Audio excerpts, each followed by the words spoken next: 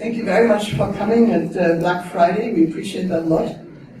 We're here to deal with an extremely important topic, the state of public science in Canada, and how to revive it, because it's in critical condition.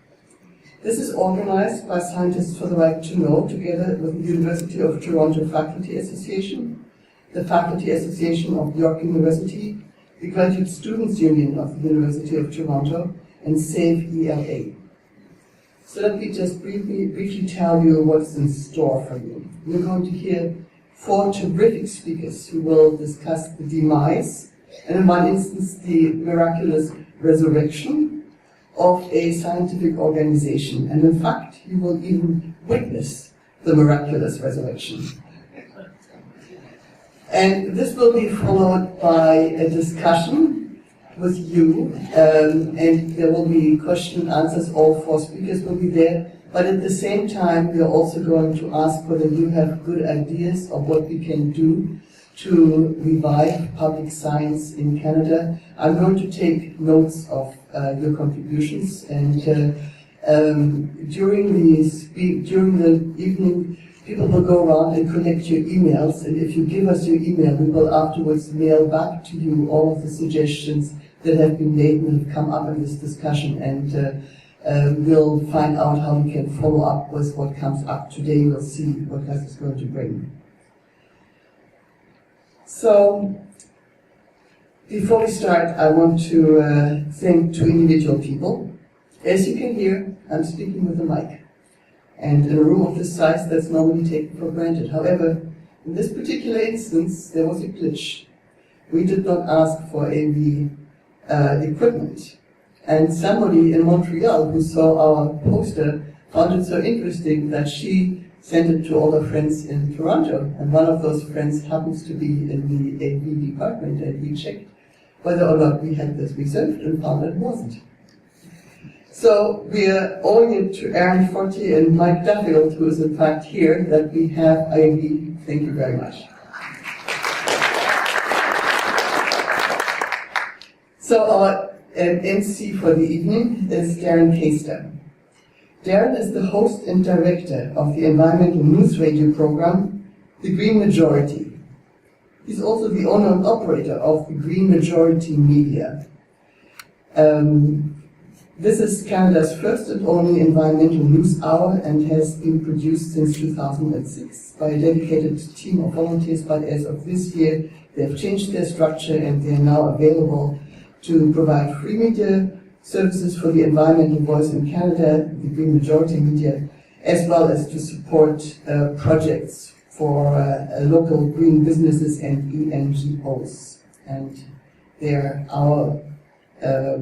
serving us today. And Darren, please come in. Thank you very much, everybody, and thank you very much, Margaret. First thing is always basically what we do, aside from doing our environmental news show, is that we try and help and interact as much as possible. We try and help and interact as much as possible with local environment groups, so that's how we ended up coming to work with Margaret and Scientists for the Right to Know. It has been an absolute pleasure so far, so thank you very much. I hope all our future clients will be as easy to work with as Margaret, so very good endorsement on there as well, very much. I won't give a huge tirade on what we do. I just want to give people a really quick idea. Basically, Diane will be speaking later, and Margaret were on my show this morning. We've been doing a volunteer show just talking about the environmental issue because a lot of what we feel is missing from the conversation, and a lot of the way that we end up with situations like the situation that we're talking about today is that the public all this is going by and the public hasn't noticed. So that's part of what we're trying to fill in. A lot of this has to do with narrative. A lot of the time, we might see bit and pieces, stories, and certain of us are interested in topics like this, but they're very rarely sort of creating an actual narrative. So we don't hear, for instance, how many times this week did people see a headline with Rob Ford or Senate scandal in it? I bet you didn't go very long. Then how many times did you see climate change mentioned or the war on science mentioned, right? And these are not indications of how urgent these problems are, and I'm sure I don't have to convince anyone in this room about the difference between those things. That's probably why you're here. But that explains all the empty seats, right? Each seat in between where there isn't somebody sitting there, I'm glad somebody can take it out, but That's why those seats are there, because all we've heard about is Rob Ford crack scandal, Senate scandal, hockey game, Justin Bieber, and then just repeat, right? So we're trying to fill in the rest of that space with actual content, create an actual story. It's not about headlines, it's not about reading news reports, it's about creating actual narrative. So what I'd like you to sort of think about as far as what we're doing outside of obviously being around C this evening with Green Majority Media and with the Green Majority Radio program is that we're attempting to be the other half of that. You need to have people who are trying to fight for causes, and you need to have people that will speak for them.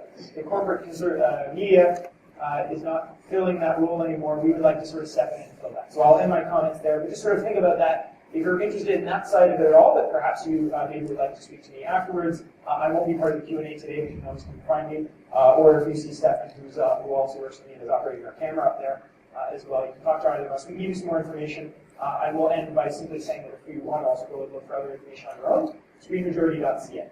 But that's all you need to know for now. For right now, my pleasure to introduce Paul Cappon. Dr. Paul Cappon is the president and CEO of the Canadian Council on Learning.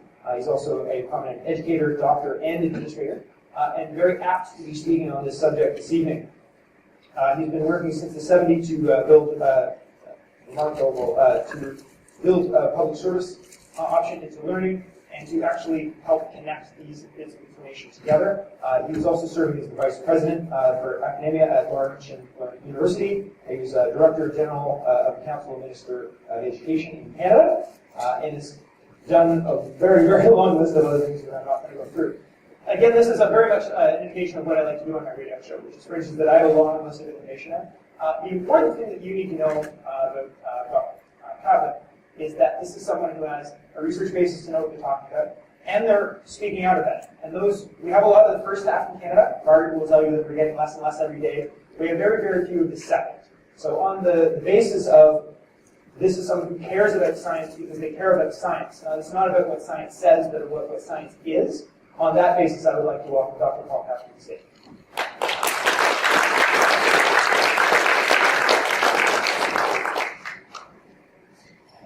Well, good evening, everyone. I'd like to begin by thanking Margaret Eichler and her colleagues for organizing this event. I think a very important one. So you see the website of the Canadian Council on Learning. I only have a couple of slides with respect to the website.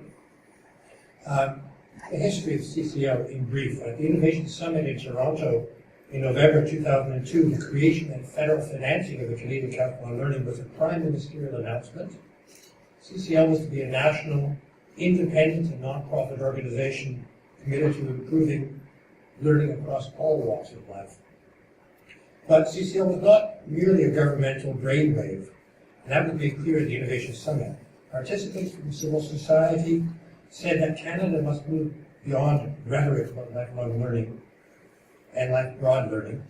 They wanted to see links among the various parts of our learning systems. They wanted a national roadmap for a culture of learning from early childhood right through life. People wanted to know what educational models and practices work well and which do not in Canada and abroad, so that they could make choices fully informed by evidence. Parents and grandparents wanted transparent reports on the performance of the learning systems which exert such a powerful influence on the future of their offspring. They want full information without filtering by government or leavened by jurisdictional disputes. Employers wanted to know how to build successful training and education and continuous learning initiatives for employees. Labor, community colleges, New Canadians, and others wanted to understand how recognition of prior learning would allow people to progress educationally and professionally based on their actual competencies, and how we can build a nationally mobile workforce. Aboriginal organizations aspire to a holistic view of learning that encapsulates the spirits and the values of their societies. Canada, you may know, is unique in the absence of any formal central government accountability for education. But we can still offer ourselves adequate national capacity to assess progress in all the ways in which learning occurs. CCL began its short lifespan in 2004 at the heart of efforts to assemble and disseminate research and knowledge about all aspects of learning in Canada. This task is fundamental because education and learning are the key foundation of a prosperous and civil society. And also, societies of the future are those which are building today the skills, attitudes, and knowledge of self in the world, not just among the young, but also among the very young, and the working population, including those working at home, and among those who have already made a lifelong contribution to work.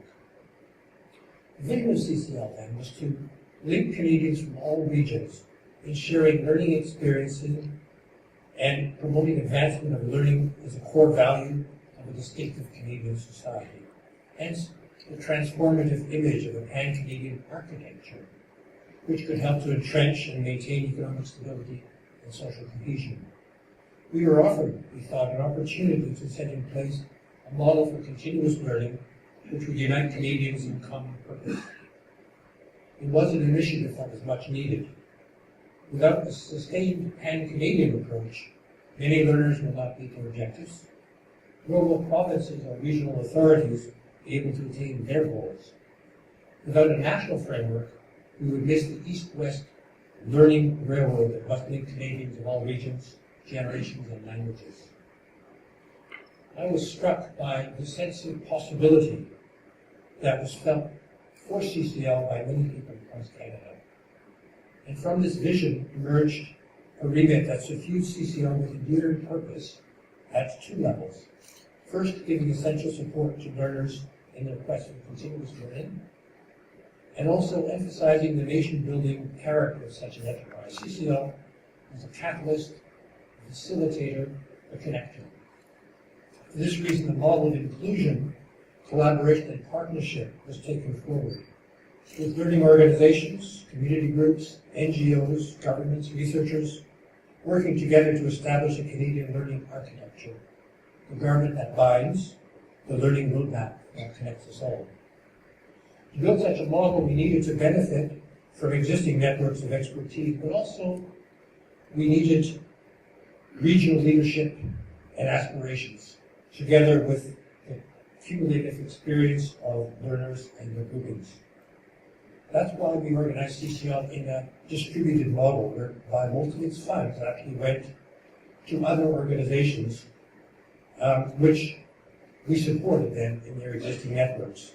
And that's also why we created 5 national knowledge centers, each with a specific remit in the learning field, but each located in a different region of the country. Adult learning in the Atlantic region, early childhood learning in Quebec, workplace learning in Ontario, Aboriginal learning in the prairies and the territories, and learning and health in BC and the Yukon. But the view that drove us on was the premise that it is worth knowing our progress and outcomes on a national basis. I had learned a fundamental fact during my 8 years at the helm of the Council of Ministers of Education of Canada, and that was that monitoring only locally or provincially will throw up solutions that are local and regional, and often not at all. Education just stubbornly refuses to confine itself within provincial borders. Pan-Canadian analysis directs us towards Canadian approaches to challenges which in fact transcend provincial or even national borders. Solutions which can enhance learning as well as our sense of common purpose. We believe that measuring progress is the foundation for better performance. We therefore developed sets of indicators and benchmarks by which we could judge Canada's progress in all our selected areas of learning. In addition to all the work CCL accomplished in its 5 knowledge-centered themes, we mapped Canada in terms of literacy, in terms of numeracy, and in health literacy. We produced research and lessons in learning for scores of education issues, employing most rigorous standards of peer review and objectivity. Our annual reports on the state of learning in Canada, on post-secondary education in Canada, used a multitude of international comparators, contrasting the success of learning systems rather than attempting to judge individual educational institutions. We created the world's first composite learning index, which represents the conditions of learning in over 4,000 Canadian communities. This index became the inspiration for today's European Lifelong Learning Index, developed by us in consultation with the Bertelsmann Stiftung in Germany, and also the annual The Plains magazine Smart Cities publication. CLI drew inspiration for its measures and indicators from the UNESCO 4 pillars of education: learning to know, learning to do, learning to be, learning to live together. We recognize also that the tale of learning progress is not told by imprisoning ourselves behind statistical bars. We found ways of describing the state of learning in some fields qualitatively, that is, empirically grounded ways to evoke individual stories and community experience. We believe that knowledge and practice go hand in hand, knowledge and change go hand in hand, only if there are enabling mechanisms for knowledge production to come to fruition and to make a difference. We need evidence-based practice, yes, but we also need practice-based evidence. That is, evidence that is produced of things that we really need to know. CCL then became a respected and authoritative source of information and analysis of learning, touching the lives, I would say, of almost all Canadians. That, of course, leads to the question, why was the funding cancelled? The Minister of Human Resources gave a reason when she wrote me to announce the decision. The easy answer, perhaps, might be that CCL was established during the tendency of another political party, anathema to the Harper Conservatives. Certainly it was never suggested either that CCL was partisan or that its analysis was anything but objective, useful, and competent. There were reasons given by Gary Mason, his columnist in the Globe and Mail, at the time. They appeared to be close to the mark, so I will quote Mason extensively now. Mason writes, quote, "The decision was purely political. Ottawa didn't like CCL calling for national standards, didn't appreciate either hearing the council plead for more accountability. But mostly Dr. Cappon and the CCL burrowed under the skin of the Tories by suggesting that the country was in jeopardy of falling behind our global competitors, unless we developed a pan-national strategy on post-secondary education, one that included a set of standards, goals, and objectives that was defined and measurable, like the growing number of other countries are doing. But doing this would mean that the Conservatives would have to take charge and to lead the initiative. They wanted no part of it. In the end, the Conservatives didn't like the independent nature of CCL either. Didn't like that it could not control the messages that CCL was sending out, that often didn't reflect well on the government. But its independence was not something the CCL was ever prepared to sell, and good for them for not putting a price on the principles, and the quote from Mason.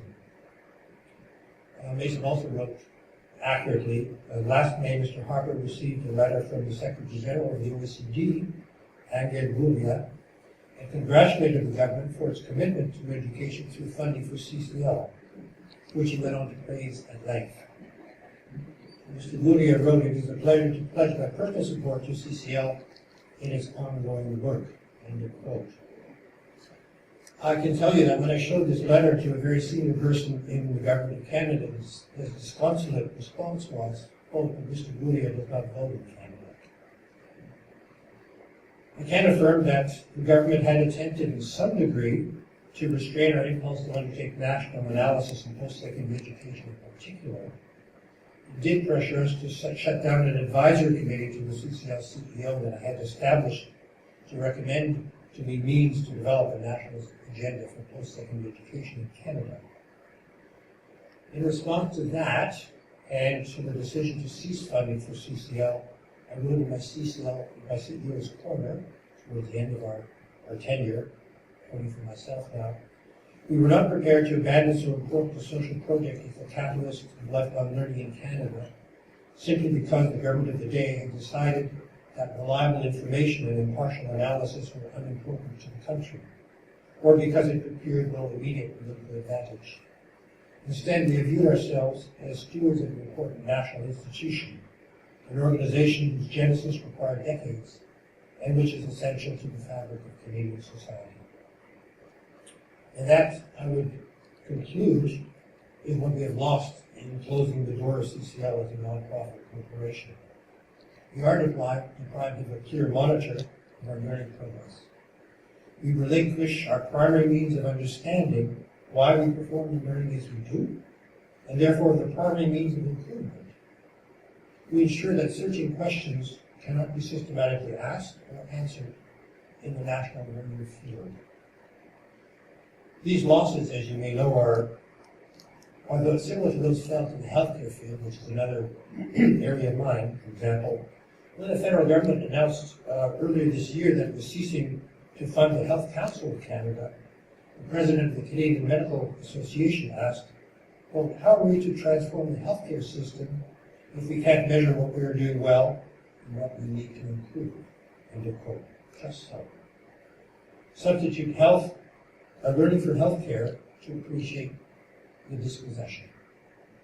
Also this year, a leading Canadian microbiologist, Dr. Sanginger, responsible for analyzing surveillance programs for antibiotic resistance, deplored the fact that nobody collects and analyzes local data on resistance to the detriment of the health of Canadians. She said that the federal government had no appetite for such analysis, leaving it to uncoordinated provinces.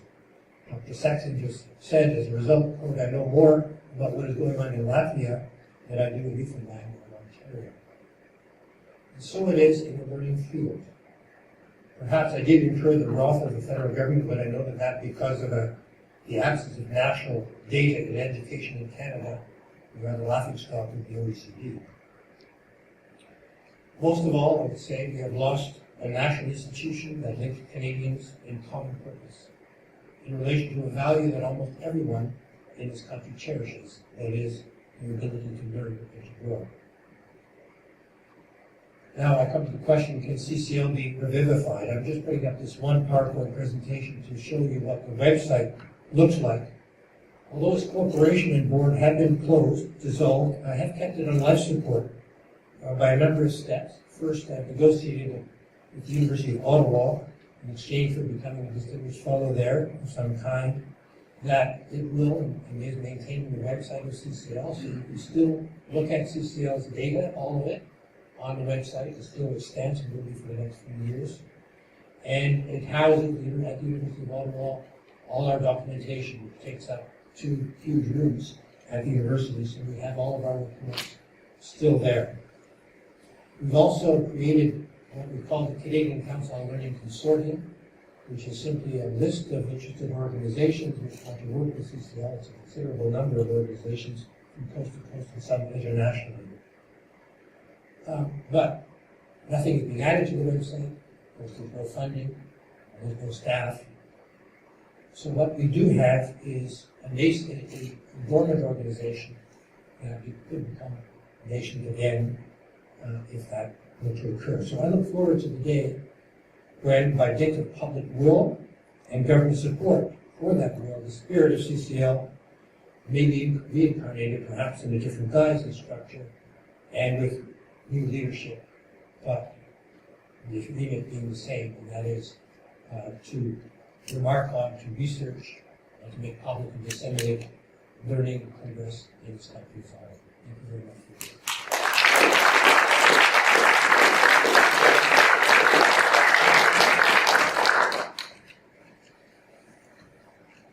Thank you very much, Dr. Cappon. We're going to have Dr. Robert Page up to the stage in just a moment, but I wanted to sort of add a little bit of segue. I tend to be a bit louder than scientists generally talk, and educators, so I'm here to sort of wake you up a little bit as well. I move around, wave my hands, whatever's needed. But basically what I wanted to sit in was I was just having a few thoughts while he was talking there, and one of them was examples. I like using metaphor.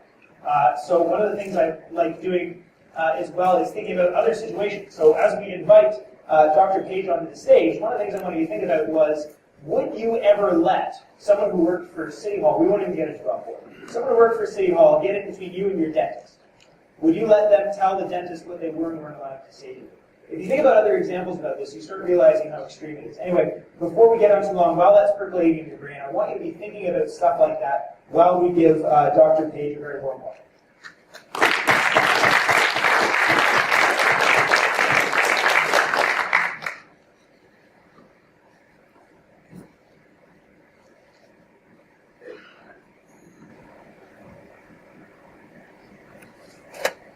First of all, thank you very much for the invitation to be here tonight.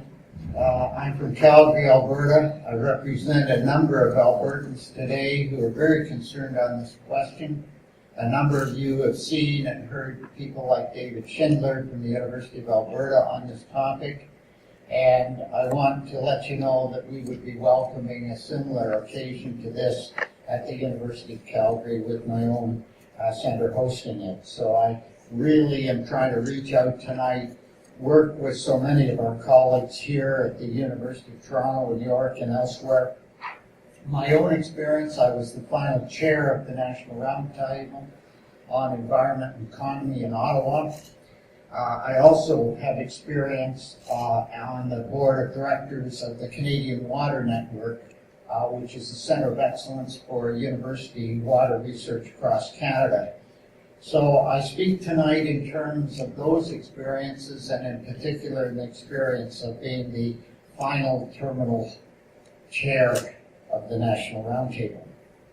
And I'm very concerned personally about the whole issue of the voices of democracy that we have in this country today. And I was so struck by our first speaker because some of the themes that I'm talking about here are focusing on the public education aspects of what we are doing with the image of science in this country today, as well as the political context for it. And I am very concerned in connection with some of my friends in Environment Canada who have been censored or who have been forced to leave. I'm very concerned about the systematic way, whether it's in education, whether it's in science, whether it's in public policy like the Roundtable, or whether it's the Canadian Water Network, which loses its funding in a year and a half's time, and the incredible problems we're going through about trying to keep that body alive for university-based water research. And out of all of this, then, comes the whole issue of the role of publicly supported science in this country.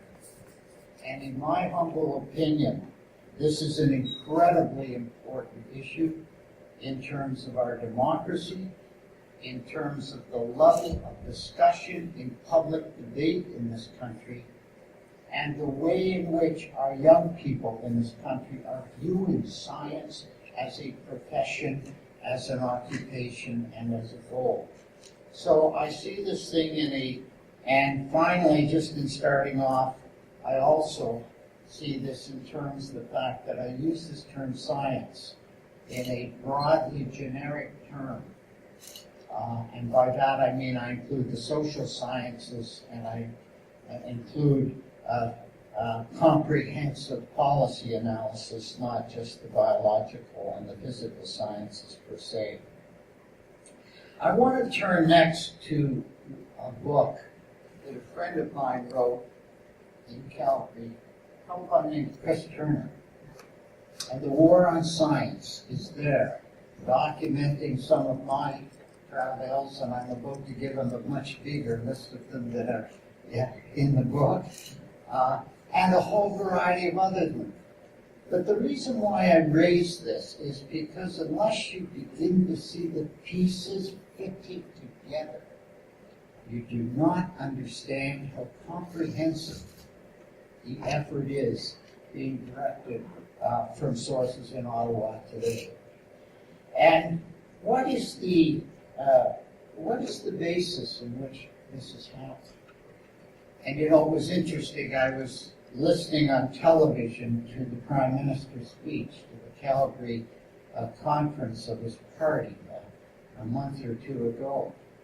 And he talked, as Rob Ford would, about being opposed to the elites.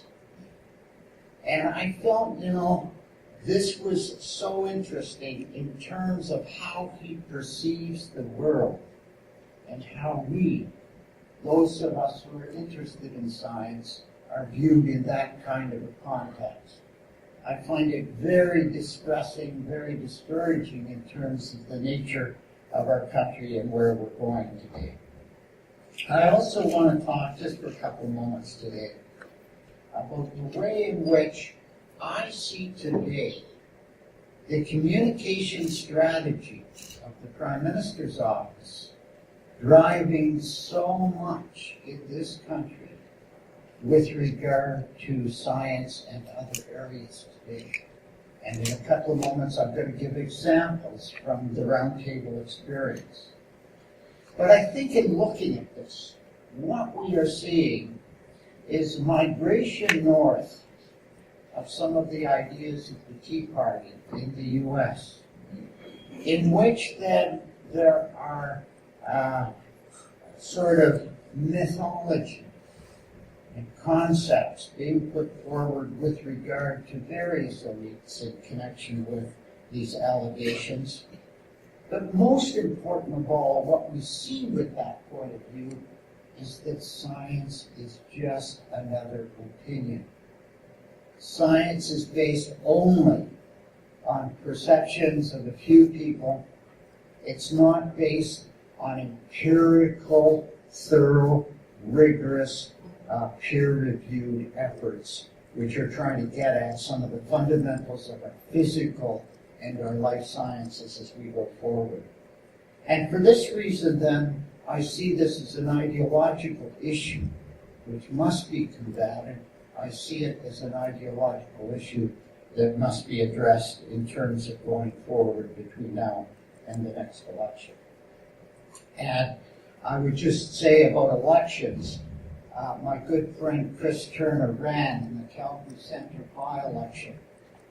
And of interest to this audience, I hope, is that a whole group of the Red Tories crossed over and he got 26% of the vote in that election for the Green Party. And that, coupled with the fact there was a rally for the Green Party at the Petroleum Club in downtown Calgary, created consternation on a level which only Rome or others could look at in terms of spiritual revolutions. I want to turn next now just to look for a few minutes at the specifics of the Roundtable ordeal. First of all, in connection with this, the founding of the Roundtable was back in 1988.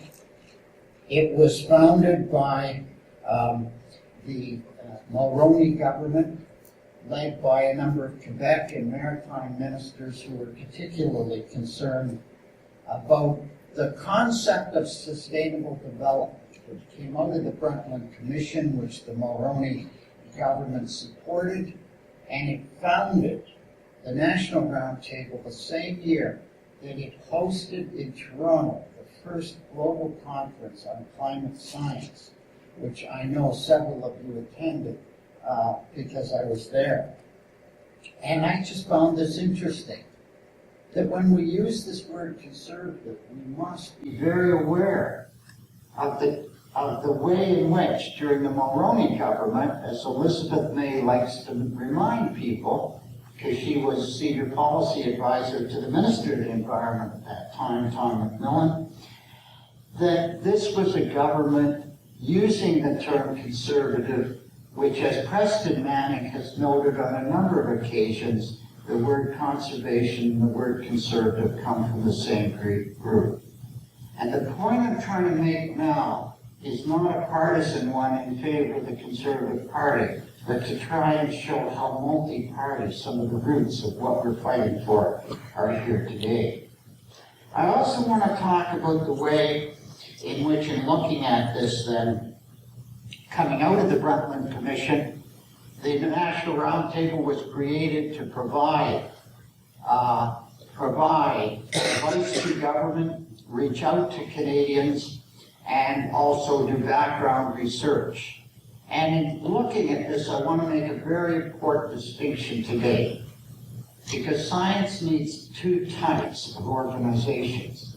It needs the fundamental research, like we will see from the final speaker and from the next speaker, and it also needs those who can integrate the science in an appropriate fashion, in a respectful fashion, into actual policy proposals in connection. And the National Roundtable was the second, not the first connection with it. In looking at this, I think it's very important that we look just for a couple of moments at what the Roundtable tried to do. In 25 years, and that was a very privileged, that was a very fortunate thing, for 25 years to be in place with a budget of close to $5 million, it produced over 100 major reports. It produced several hundred more reports of a lesser nature. All of these today, by the way, were saved at the last moment by a few of us in Ottawa by transferring them against the orders of the Government of Canada to the University of Ottawa. So I was interested once again in terms of our previous speaker's comments. And we also did, in a way in which was a deliberate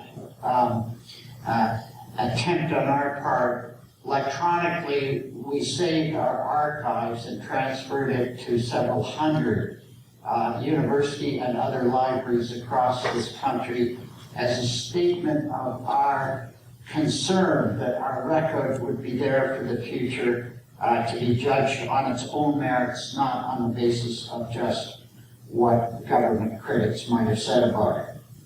Now, there were a few crisis moments. I don't try to imply that there were some very interesting ones with John Baird, who actually had an interesting and cordial working relationship. He did a number of good things for the Roundtable in the early days when we were working together.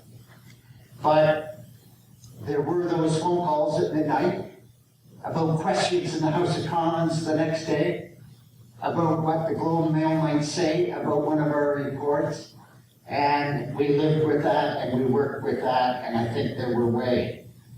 But in the last periods when our reports on carbon pricing and climate change science were drawing 30 to 50,000 Canadians to download them in entirety, then there were certain folks in Ottawa who began to get very concerned.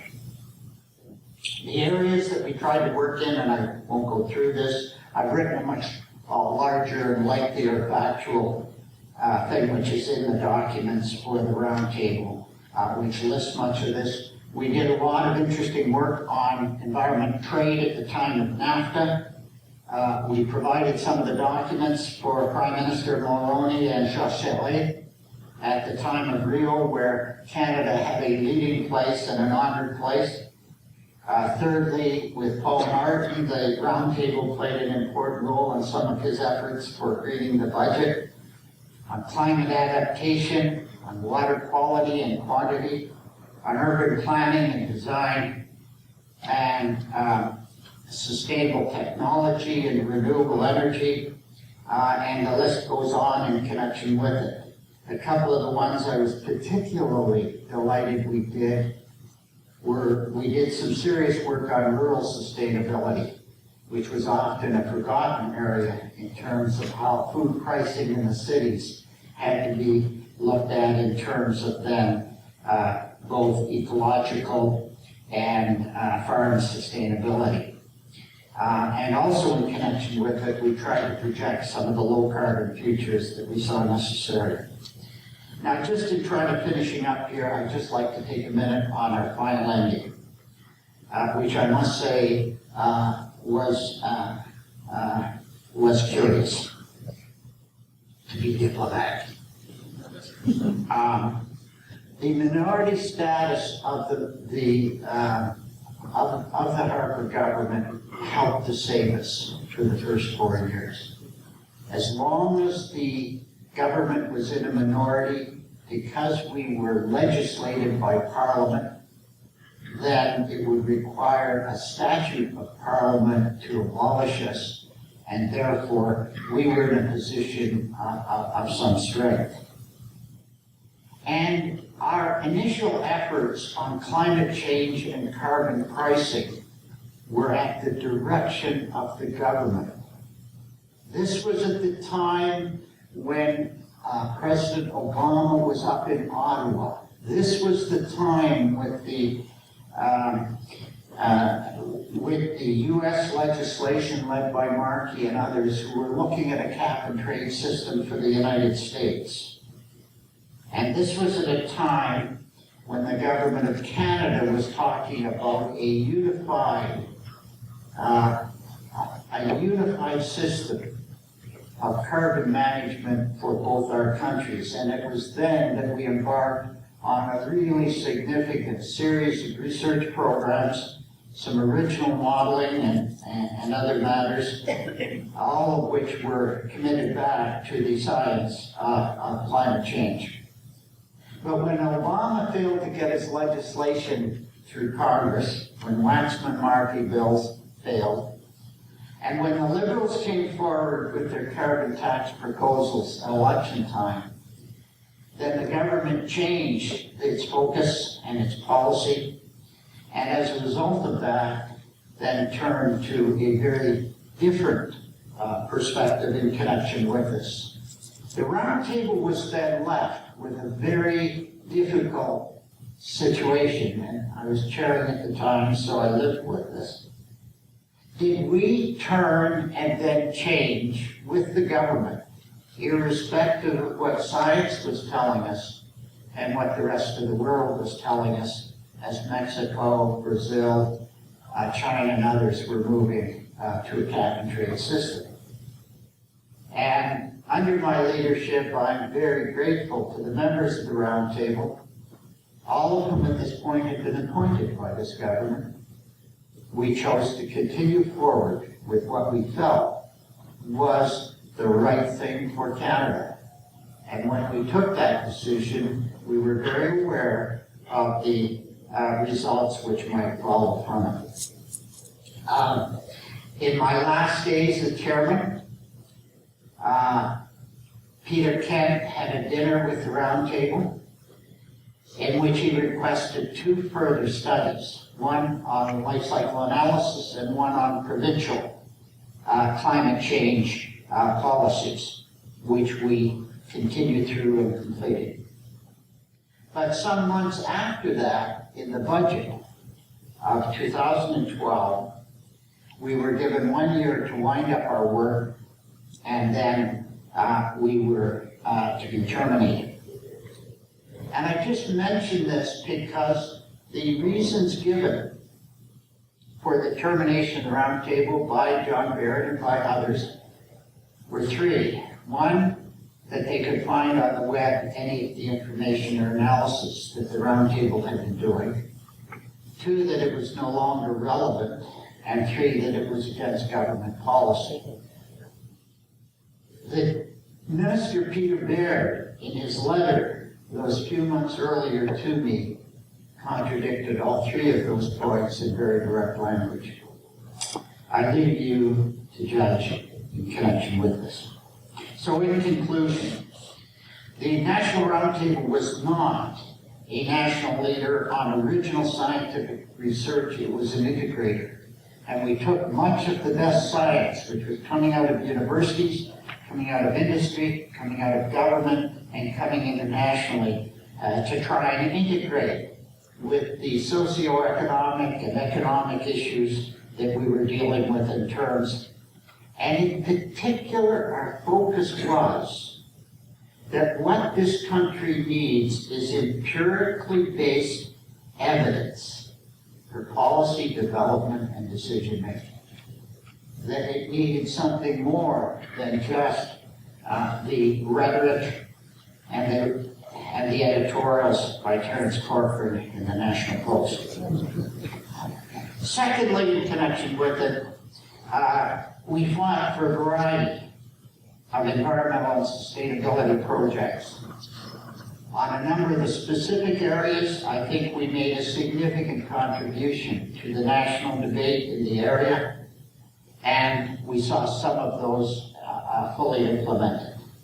On the more strategic issues of sustainability, we failed. And we failed because we met the theology of the Department of Finance, which was strictly opposed to this concept of sustainability in terms of fiscal incentives, in terms of taxation, and in terms of the other things that were original.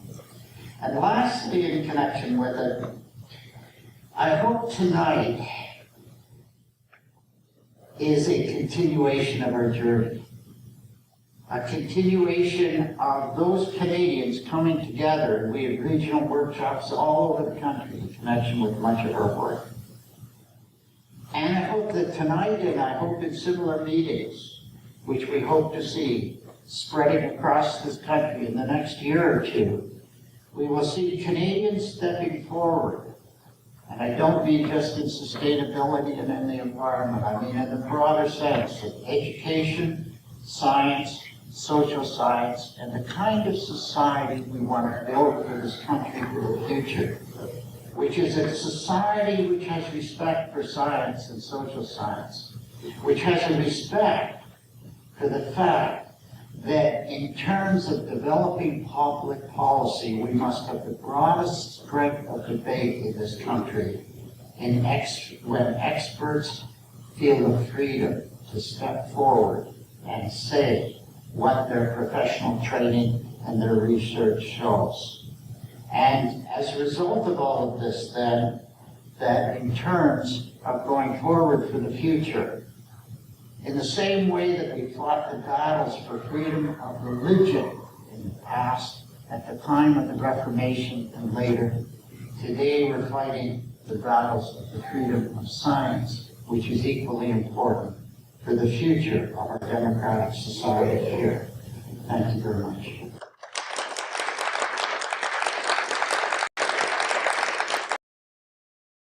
I'd like to welcome our next guest, who is Dr. Peter Ross.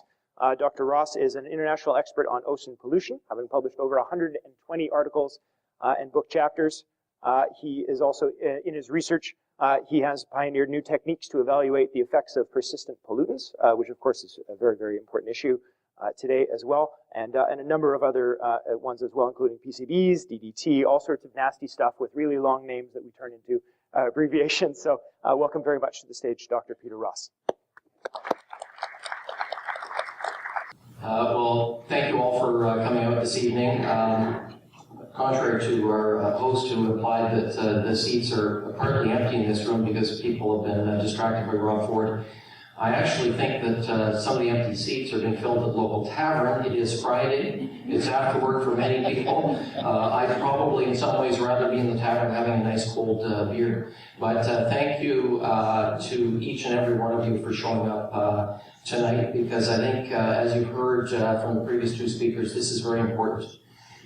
It's not important because everybody in this room needs to be an expert in everything. And when one listens to the politicians of the day, we sometimes get the feeling that we really don't need experts. We'll leave it to the consumers to vote. We'll leave it to the voters to vote. We'll leave it to the individuals to decide for themselves what they feel is important. But I'm going to give you a little bit of a flavor of who I am and where I've come from. And with a slight sidebar, I have to tell you that Bob Page, the previous speaker, was a professor of mine in 1983 at Trent University, so one of my teachers. And he started talking about what the students today think. Well, I'm one of his students, and I can tell you from experience that I'm facing some of the same concerns that he's facing, and that distresses me, because I see some of my students now being quite concerned about whether they have a future in science in Canada. To be quite honest, this is one of the last places I would like to be. I don't want to be sharing a sad story about the end of the first half of my career. I don't want to be here criticizing government policies or practices. I am a natural scientist, and I should be in the lab and on the ocean learning about some of the things that I feel are very important, learning about many of the things that most Canadians never get a chance to learn about unless there's someone like me around to help translate some of these stories. I'll just have to figure out how to get this going forward. That's going to work. I live in Victoria, British Columbia, on the west coast. This is a map from the Department of Fisheries and Oceans website. Many of you will know that Canada is home to 30% of the world's freshwater supply. I think the next speaker will remind us of that. But I'm here to tell you that we have a saltwater story in the room tonight as well. 209,000 kilometers of coastline, 3 oceans. Of course, all the critters and foods and issues that are associated with those oceans we can ponder and muse about tonight as we go through a few slides. But when one thinks about these 3 oceans and trying to understand these 3 oceans and the ways in which we interact with those oceans, one cannot ignore the fact that we need a little bit of information to provide substance for our thoughts, discussions, decisions, etc. And in fact, if you go to DFO's website, this is my immediate, my former employer, apparently DFO has a mandate to ensure that current and future generations of Canadians can continue to enjoy all of the benefits of a most precious natural resource, our Canadian oceans. Makes me feel good. But just to put it in perspective, Canada's oceans are worth money, over $30 billion a year, and much of that is a renewable sector. In fact, the resident killer whales in southern British Columbia are worth $100 million a year. We have 80 resident killer whales, that's over $1 million per whale, renewable resource. That's a form of ecotourism, it's a form of education, and we don't have to kill the whales to make that kind of money.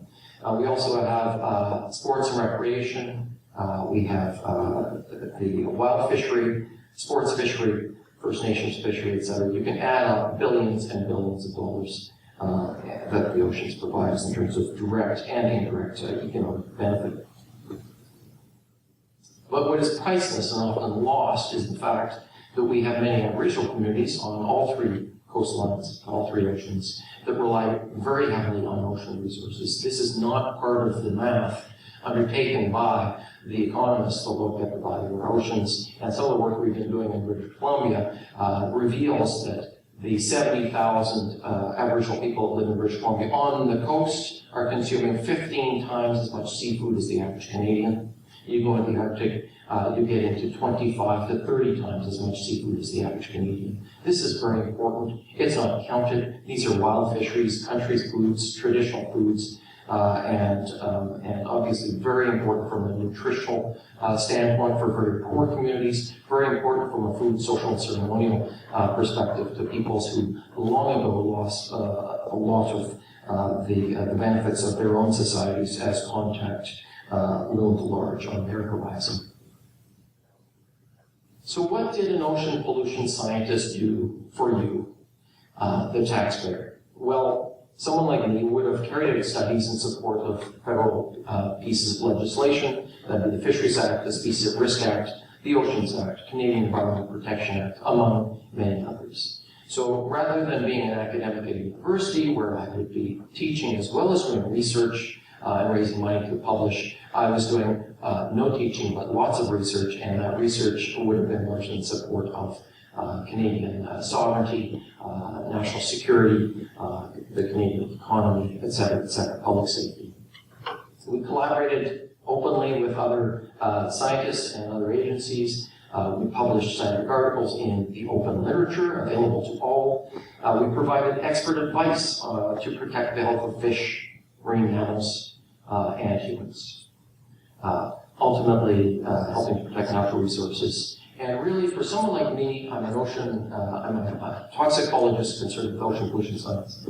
I was someone who was there to serve as eyes on the water, to watch out for emerging hot topics, to be on guard for surprises, nastiness, whether it was dioxins, or DDT, or PCBs, or flame retardants. That was my job, and there weren't a lot of me.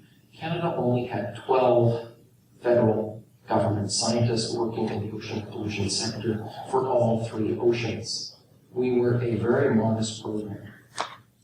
So akin to the canary in the coal mine in England and other parts that were watching for carbon dioxide, and methane, the canaries of the ocean were the animals we were working with. We were working with marine mammals, fish, Aboriginal communities, to try to figure out what was happening in the ocean, how we were impacting the ocean, in order to learn from our mistakes and improve natural resource management into the future, ultimately helping to protect the natural environment for future generations of Canadians. I'll give you 4 examples. Now, for those of you who live around the Great Lakes, think of the Great Lakes as a big ocean. DFO axed its Great Lakes contaminants experts about 15 years ago. Environment Canada has picked up some of that slack, as have some academics, but DFO continued to look at ocean pollution up until very recently. A big issue is sewage treatment. A lot of this depends on the nature of the receiving environment, but when we look at the advances we've made with collection engineering and the technology of sewage treatment, we've seen great improvements in cities, in public health, and the health of some local environments. But often what we've done is we've shunted the problem downstream. We've delivered those wastes downstream into other parts of our watersheds or bigger bodies of water. And certainly we see this for someone that lives in Victoria, who's a taxpayer in Victoria, where we have no sewage treatment whatsoever. We deal with that wonderful age-old solution to pollution being dilution, and that worries our neighbors to the south greatly, but it doesn't seem to worry some of the critics. Nonetheless, that is a big concern, but the only way to figure out whether it's a problem to the receiving environment, whether it's public health, whether it's the safety of the seafood we're harvesting in those regional waters, whether it's the health of wildlife that rely on food webs, is to conduct science.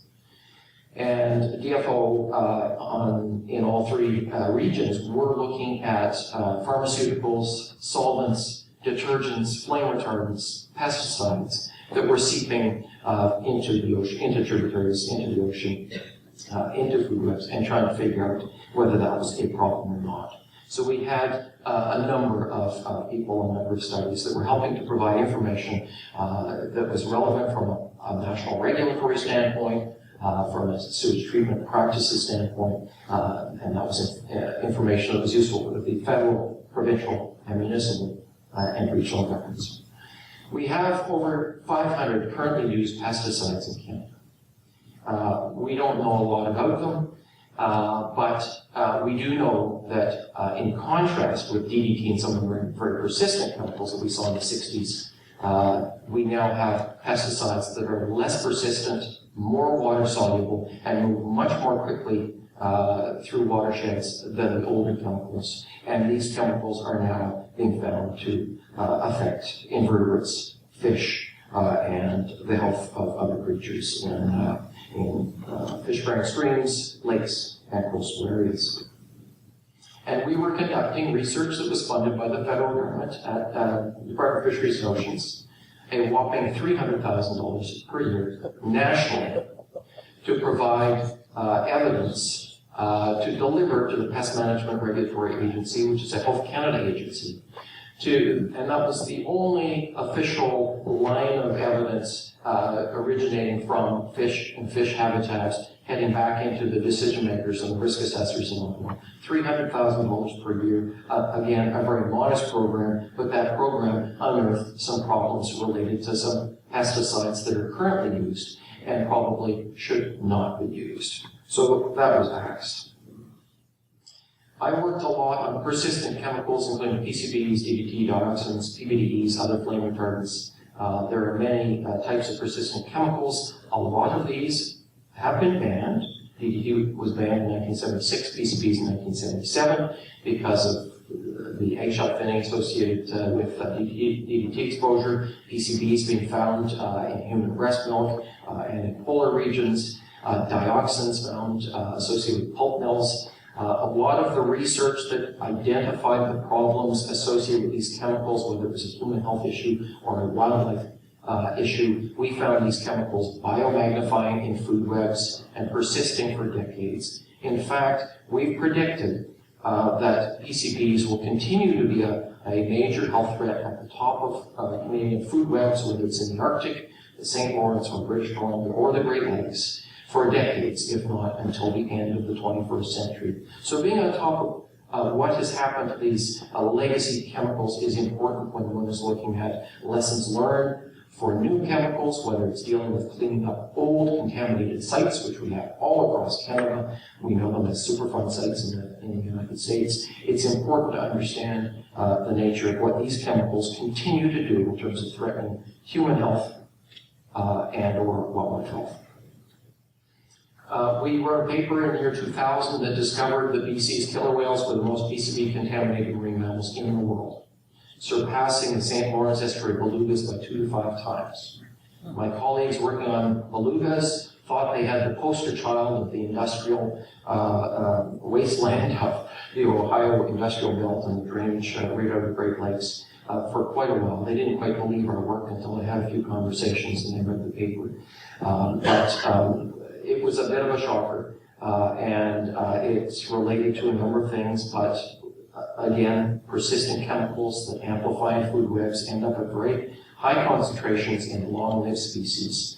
The transient killer whales that eat marine mammals top of food web are very, very contaminated with PCBs. That was troubling to us because the transients and the resident killer whales were eventually listed under Species at Risk Act, and that requires our efforts to try to figure out how we can reduce the risks associated with factors affecting the recovery, whether it's high levels of chemicals, noise and disturbance, or diminished abundance of prey. That's where we put the chemical story, the pollution story, up against other things that play a role in terms of conservation and recovery under the terms of a federal piece of legislation that I should point out has survived the current government thus far, but the rumor mill is that it's going to be next on the dock as soon as this government gets reelected. Not sure. I don't vote. I shouldn't. DFO research was also at the forefront of trying to figure out where all of these nasty chemicals were coming from in the hierarchy. Did you know that the Inuit people are the most contaminated human beings on the planet? Not because they're closer to industry, of course, but because they're eating 110 kilograms of seafood per year, including mukta, which is the skin and underneath blubber from ring seals and whales. So DFO research was looking at not only the legacy compounds, but the fluorinated surfactants and many other new age chemicals that were becoming a problem in the hierarchy. Oil spills and hydrocarbons present an obvious risk to marine animals. We've had lots of examples: 4,000 sea otters and 400 harbor seals, and over a dozen killer whales died with the Exxon Valdez disaster in Prince William Sound in 1989.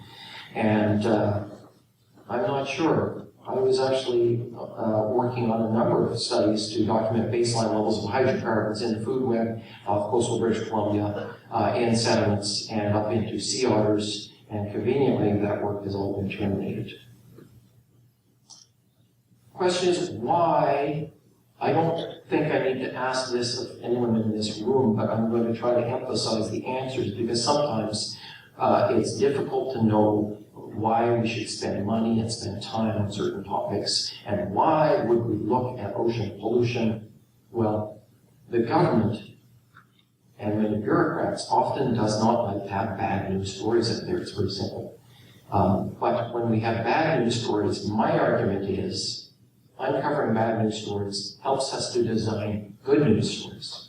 It's really simple. We discovered DDT, dioxins, many flame retardants, PBDs, to be increasing in the tissues of fish, marine mammals, seabirds, and when that information was provided to the regulators at Environment Canada, source control, regulations, remediation were the actions that allow us to subsequently document the improvements to ocean health.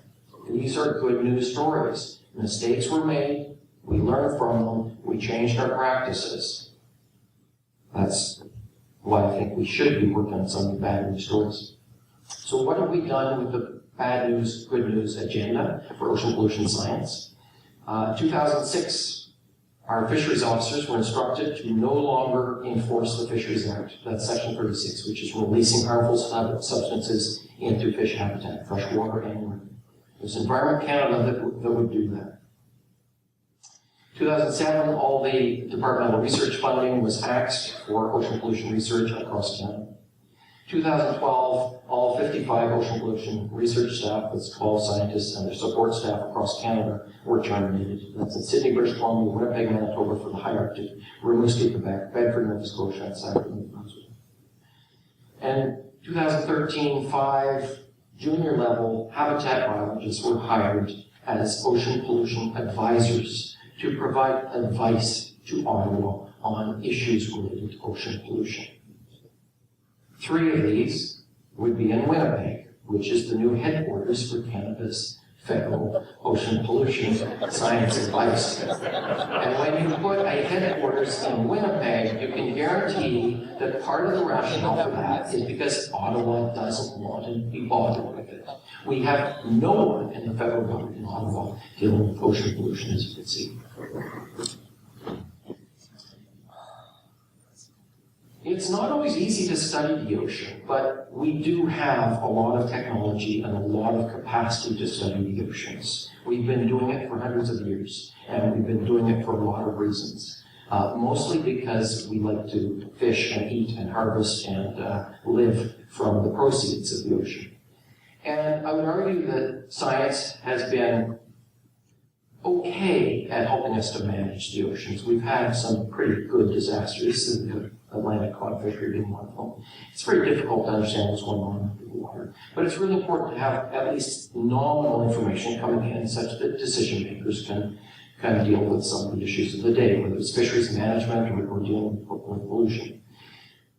But when I look at the termination of my program, I think one of the biggest victims, and this is the one that relieves me the most, is perhaps the loss of our ability to be curious.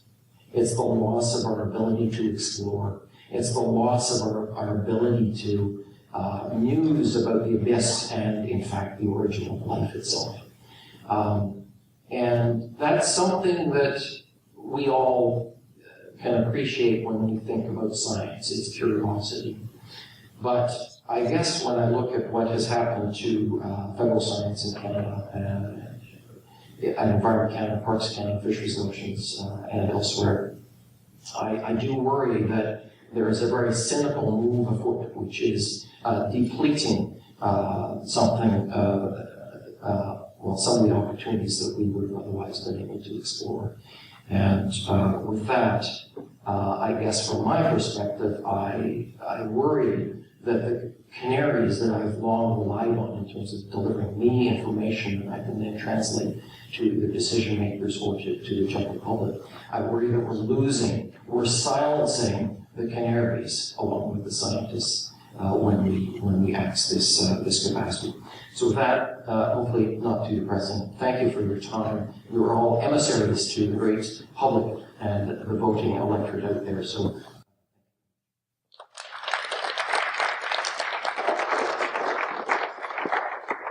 All right, thank you very much for Dr. Ross. Now, who remembers the whole thing with the when the G20 was here and they had that fake lake for photo ops, right?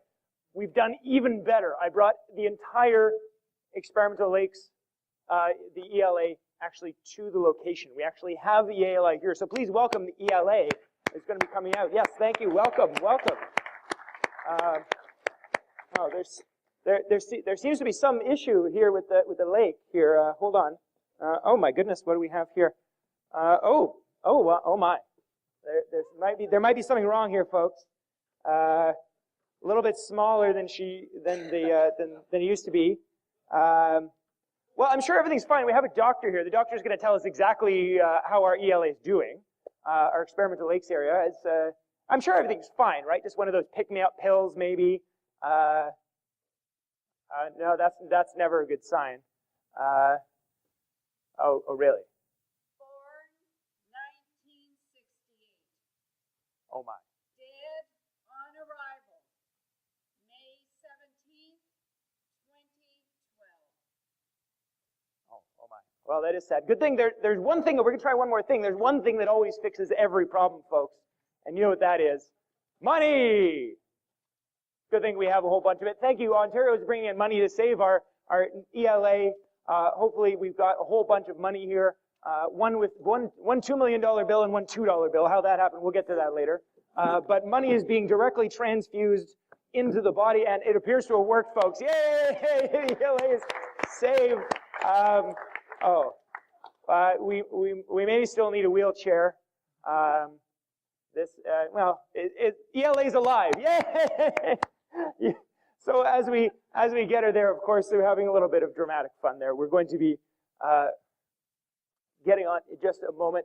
Of course, we're getting our ELA up and out of bed and appears to be okay. Doctor, do we have any sort of pronouncement Are we going to be making, maybe? Resuscitation, maybe more money is, maybe if we keep with the money and the, yeah, maybe we might make it. Okay, so we're getting started on our direct money transfusion, folks. While we just get that started, hopefully she's gonna, the ELA is gonna perk right up. I, of course, will be welcoming our next speaker very much to the stage. Just while she's getting organized there, of course, Dr. Diane Orihel, very much playing the ELA.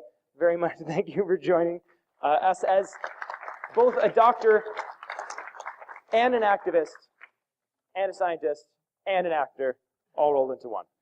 Dr. Orihel is, of course, a freshwater ecologist who studies the fate and effects of contaminants on Canadian lakes. She works to understand the impacts and industrial activities of freshwater and developing practical solutions to improve human health and ecosystem health. So we should all be very, very happy for Dr. Orihel. Thank you very much.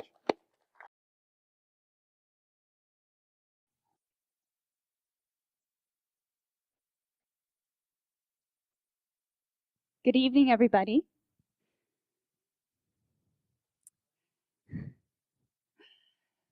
I'm going to tell you a story. It's a story about the Experimental Lakes area, a world-renowned freshwater research facility that's been the research platform by which we've understood so many of the threats to our lakes and our fish populations. Unfortunately, it's also a story about a government who doesn't seem to think it's their job to take care of Canada's water and Canada's fish. Unfortunately, it's also a story about how democracy in Canada is broken. But there is some hope. The ELA is also a story about how Canadians can come together to fight back in the war on science. So what is the ELA, or the Experimental Lakes area? ELA is 58 small lakes in northwestern Ontario that were set aside in the late 60s for research purposes. But ELA is not just those lakes or the 19 buildings that are now the field station. ELA is a science team.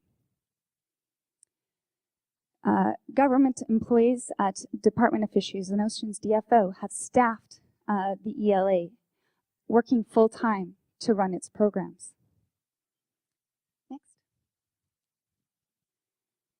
What makes ELA such an amazing freshwater research facility? It's because it's the only place in the world where scientists can conduct experiments on entire lake ecosystems. So not test tubes in the lab, not aquaria, not computer simulations, but whole lakes. What we do at ELA is we add a particular contaminant to simulate what's happening somewhere else in another lake in Canada, but we do it in a controlled way so that we can understand the fate of that contaminant and its effect on the food web of that lake as a whole. We know that experiments on whole lakes are our best tool, our most powerful platform as freshwater scientists to understand how human activities affect water quality, fish populations, and ecosystem health. We've shown that small-scale studies, short-term studies, are unreliable for managing aquatic ecosystems. And that is why we need to be conducting these whole ecosystem experiments. The Experimental Lakes area was founded in 1968, and over 4 decades, we've conducted over 30 whole ecosystem experiments on a number of different threats to our fresh waters, because ELA is not dedicated to a particular contaminant or a particular focus. It responds to whatever are the threats to freshwater and fish populations that we discover and that are current to the day. So we've studied everything from eutrophication, acid rain, reservoirs, endocrine disruptors, and most recently, aquaculture and mercury pollution and climate change. The reason the Experimental Lakes area was founded by a forward-looking government during the late 60s was actually to respond to a problem that was occurring in the Great Lakes. That is, Lake Erie was dying. 3 feet scums of algae were collecting on the shorelines, on the beaches, causing deaths of fish.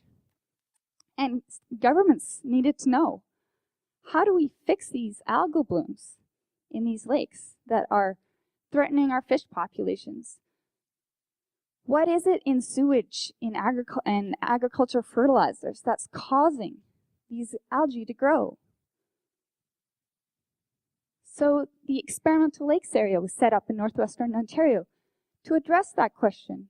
Scientists added different nutrients, either carbon, nitrogen, and phosphorus, either by themselves or in combinations, to whole lake ecosystems, or sometimes these lakes that are divided with a barrier. And the results were striking. It's photographs such as these that you see behind you that were instrumental in the ban on phosphorus. From the removal of phosphorus from detergents, from sewage effluent, not only here in Canada, but right around the world.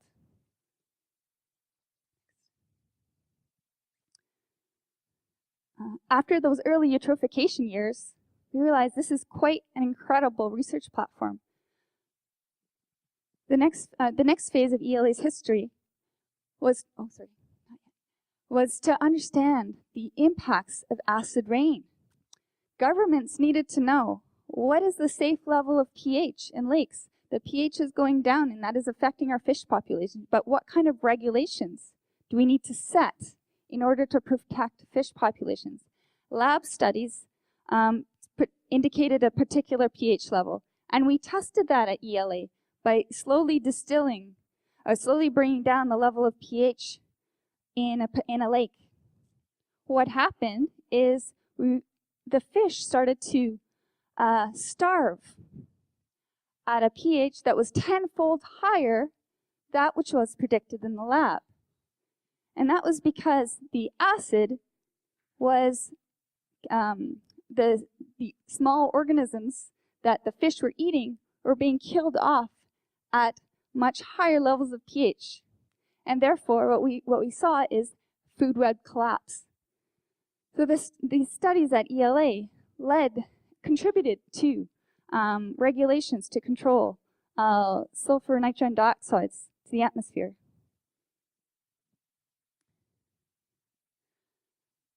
ELA not only looks at how human activities impact lakes, but also how can we mitigate those impacts. So for one area that we've been working very closely with industry is to understand the impacts of creating hydro reservoirs. So at ELA, we documented the release of greenhouse gases when you flood an area, and how mercury in soils is methylated and bioaccumulates in fish in new reservoirs. But then we asked the question, well, how does industry reduce that impact? So we did studies putting reservoirs in different regions with different amount of carbon, so that we could provide guidance to industry to go, okay, if you need to build that reservoir, this is where you build your reservoir in order to minimize your greenhouse gas emission and minimize your contamination of fish with mercury. So during the 1990s, fish downstream of sewage effluents started to show some strange characteristics. Some of the male fish were showing some feminine female features. And scientists suspected that perhaps it's some of the compounds in sewage that's causing this harm to fish. And they showed through lab studies that yes, in fact, the synthetic estrogen in birth control pills can feminize male fish. But the question was, well, does that really matter? Does that reduce the fitness of an individual? But what about the whole population? Is there an impact at the whole population level? So We addressed this at the experimental lakes area by mimicking the concentrations that you would see downstream of sewage effluent outfall. And what we showed is that these very minute concentrations of estrogen very quickly feminized the fathead minnow and led to the complete collapse of the fathead minnow population in that lake.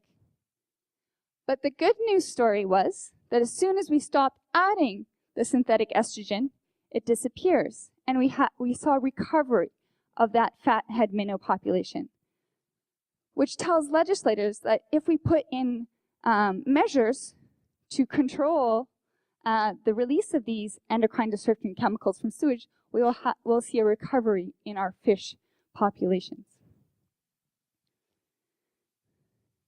Another area that we've been working in for about the last 10 years is aquaculture. So in the Great Lakes, there are so many threats to those lakes that when you put in a fish farm, it's hard to understand its impact relative because there's so many different things going on. There's so many different sewage effluent plants. And so what we did at ELA is we took a pristine lake and we ran a fish farm in conjunction with a commercial fish farmer, just like he would do somewhere else, to study in that particular lake, does the fish, having this fish farm operation, change the water quality? Is it adding nutrients and causing algal blooms? But also, what is it doing to the native fish population? So we tagged the fish in the lake to understand how the native lake trout, whether they were attracted to the cage or afraid of the cage. And we also simulated what happens when fish escape. So we tagged some rainbow trout and let them go to see what happens. Do they interact with the native fish in the lake? This is information that the Department of Fisheries and Ocean needs to know in order to put in regulations.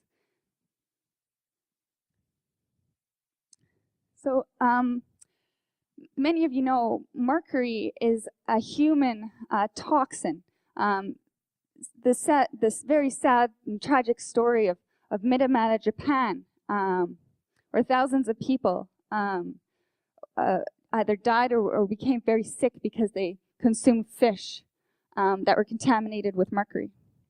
The Minamata story may have put methylmercury poisoning on the world stage, but the nature of the mercury pollution has changed since the 1960s. Now, it's mercury that's in the atmosphere from burning coal. Scientists suspected was responsible for the reasons why we see fish in these lakes far from point sources of pollution being contaminated. So what we did at the experimental lakes area is we simulated atmospheric deposition of mercury to an entire lake ecosystem. We added a different isotope of mercury to the lake and its watershed and followed that labeled mercury as it was converted to methylmercury in the sediments, as it was bioaccumulated by organisms at the bottom of the food chain and biomagnified up the food and resulted in high concentrations in mercury in fish, showing a direct link between the deposition of mercury from the atmosphere and the contamination of mercury in fish. This is critical information and led to changes in mercury regulations in the States. Some of the more recent projects that we've been working on is in 2008, we were conducting experiments on climate change. Am I allowed to say that word? So we wanted to understand the impacts of what our drier climate would be on the water quality in the lake and how that changes the habitat for fish. So we blasted a diversion channel to reduce the amount of water inflow into the lake. Unfortunately, so we were just starting to see the effects in the recent years.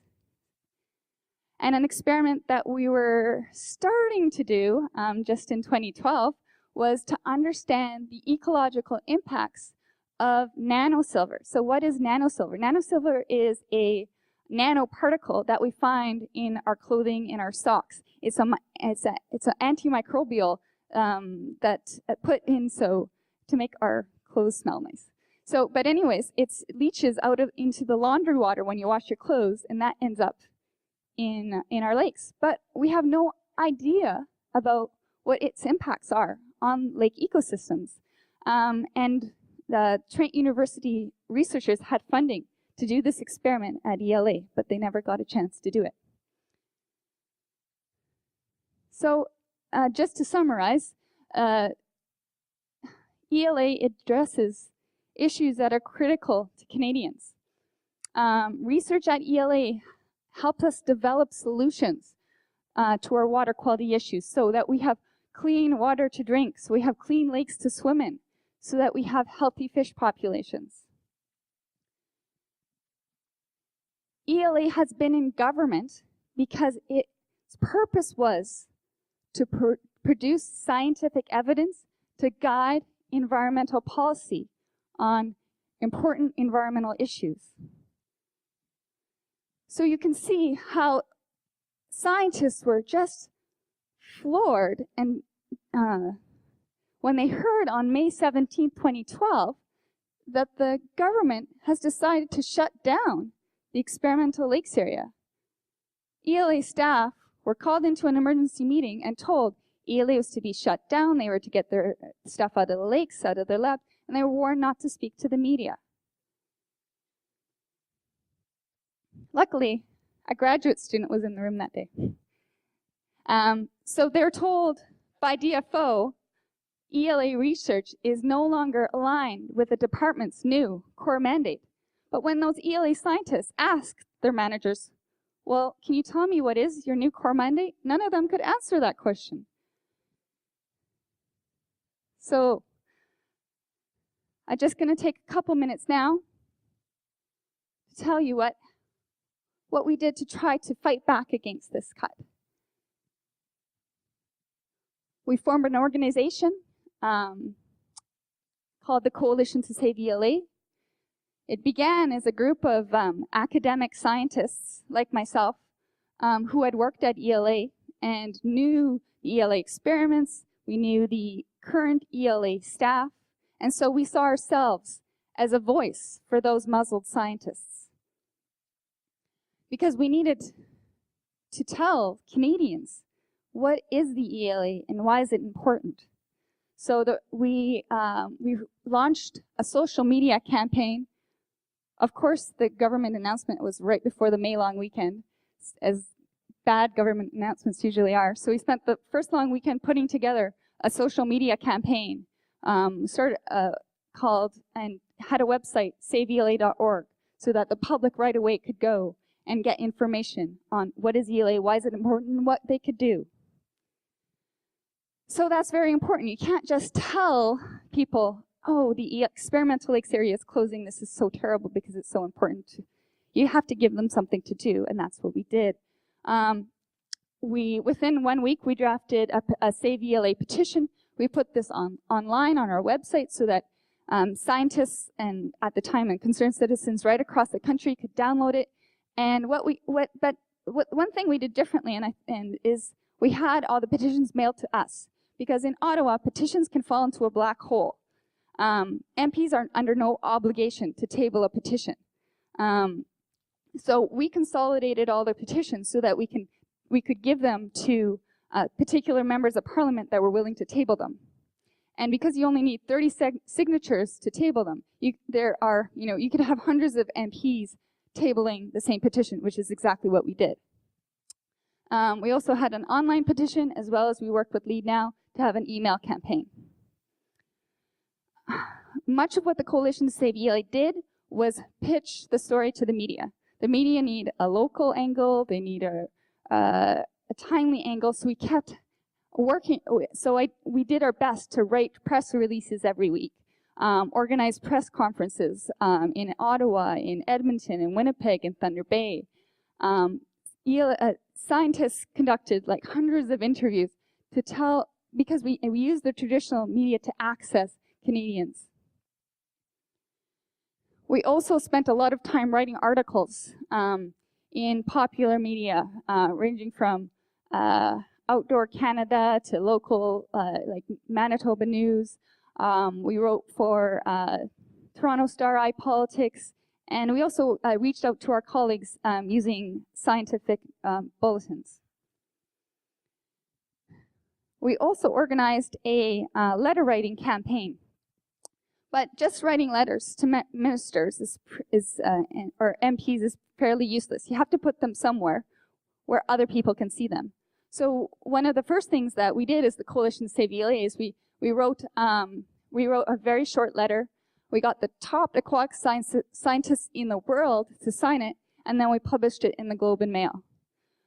We also, because the experimental lakes area can have a couple hundred different scientists on site in a given year, the ELA community is huge across Canada, huge across the world. So we got on the phone or on Skype with our colleagues around the world and encouraged them to write letters to their ambassador, which was rather embarrassing for the Prime Minister.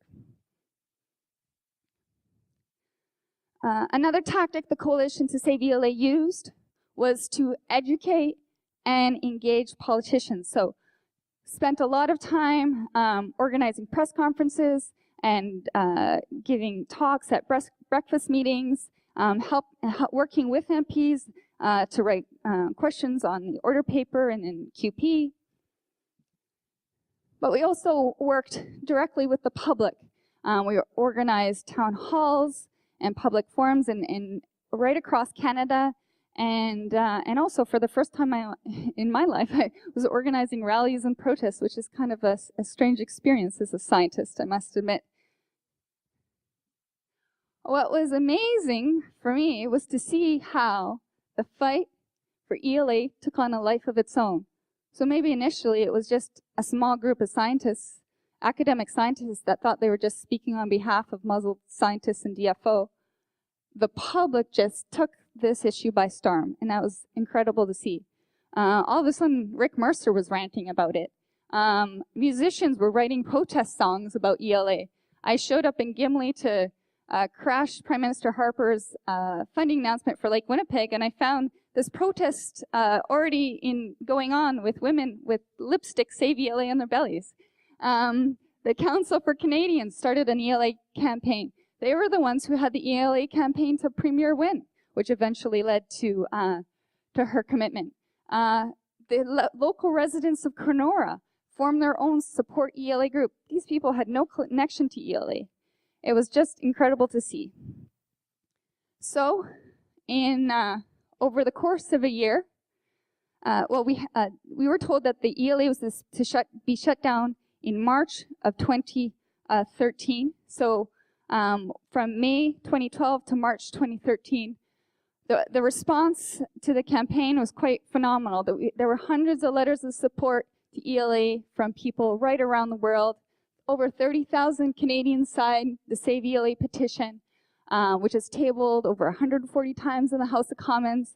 MPs asked dozens of questions in the House of Commons. We had municipalities passing resolutions asking for the federal MPs to push the government to reinstate funding for ELA. 500 news articles about ELA in a year and a half. And to me, this is one of the most amazing things. Probably no one knew what ELA was. Maybe a small percentage of Canadians knew what ELA was before May 17th, 2012.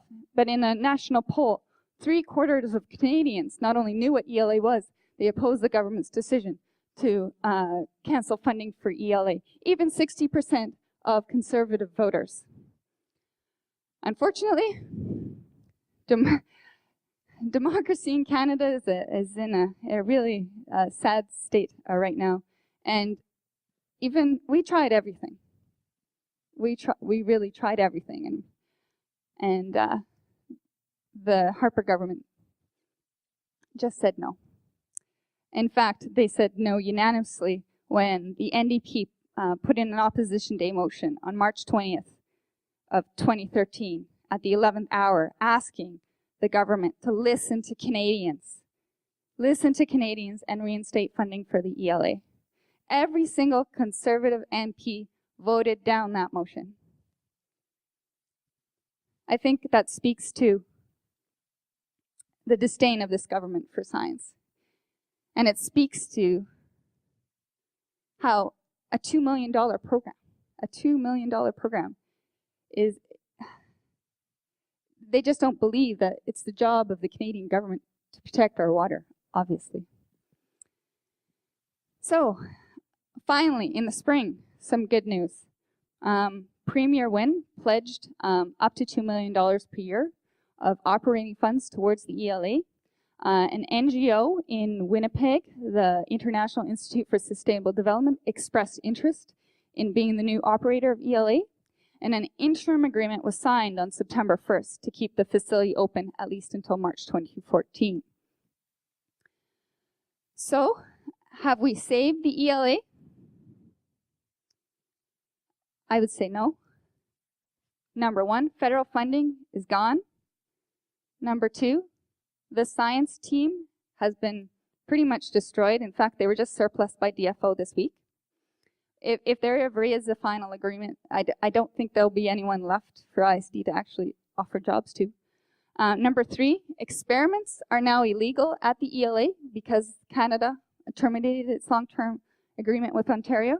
So, for example, Lake 227, which we've been adding phosphorus to since 1968, as of September 1st, we haven't been allowed to add phosphorus to that lake. And number four is ISD and DFO have been negotiating since September of last year, and yet still, there's no final agreement. So, no, ELA has not been saved, but there is hope, and at this point, our only hope is the International Institute for Sustainable Development.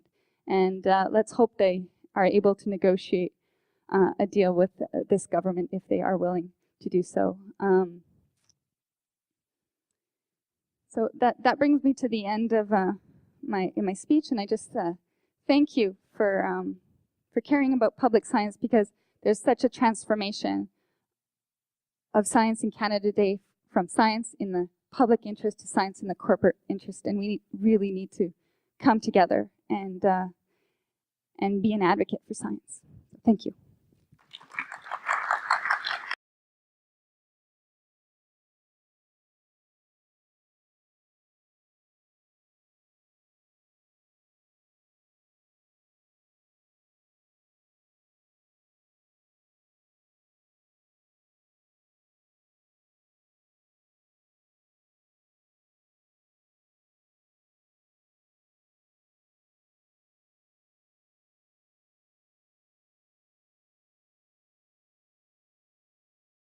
Just to sort of get started while we're getting started, I guess maybe I could start by asking you, and so either someone wants to answer if you want to share, just sort of, Diane just finished outlining a lot of the strategies she was using, contacting government officials, writing public campaigns.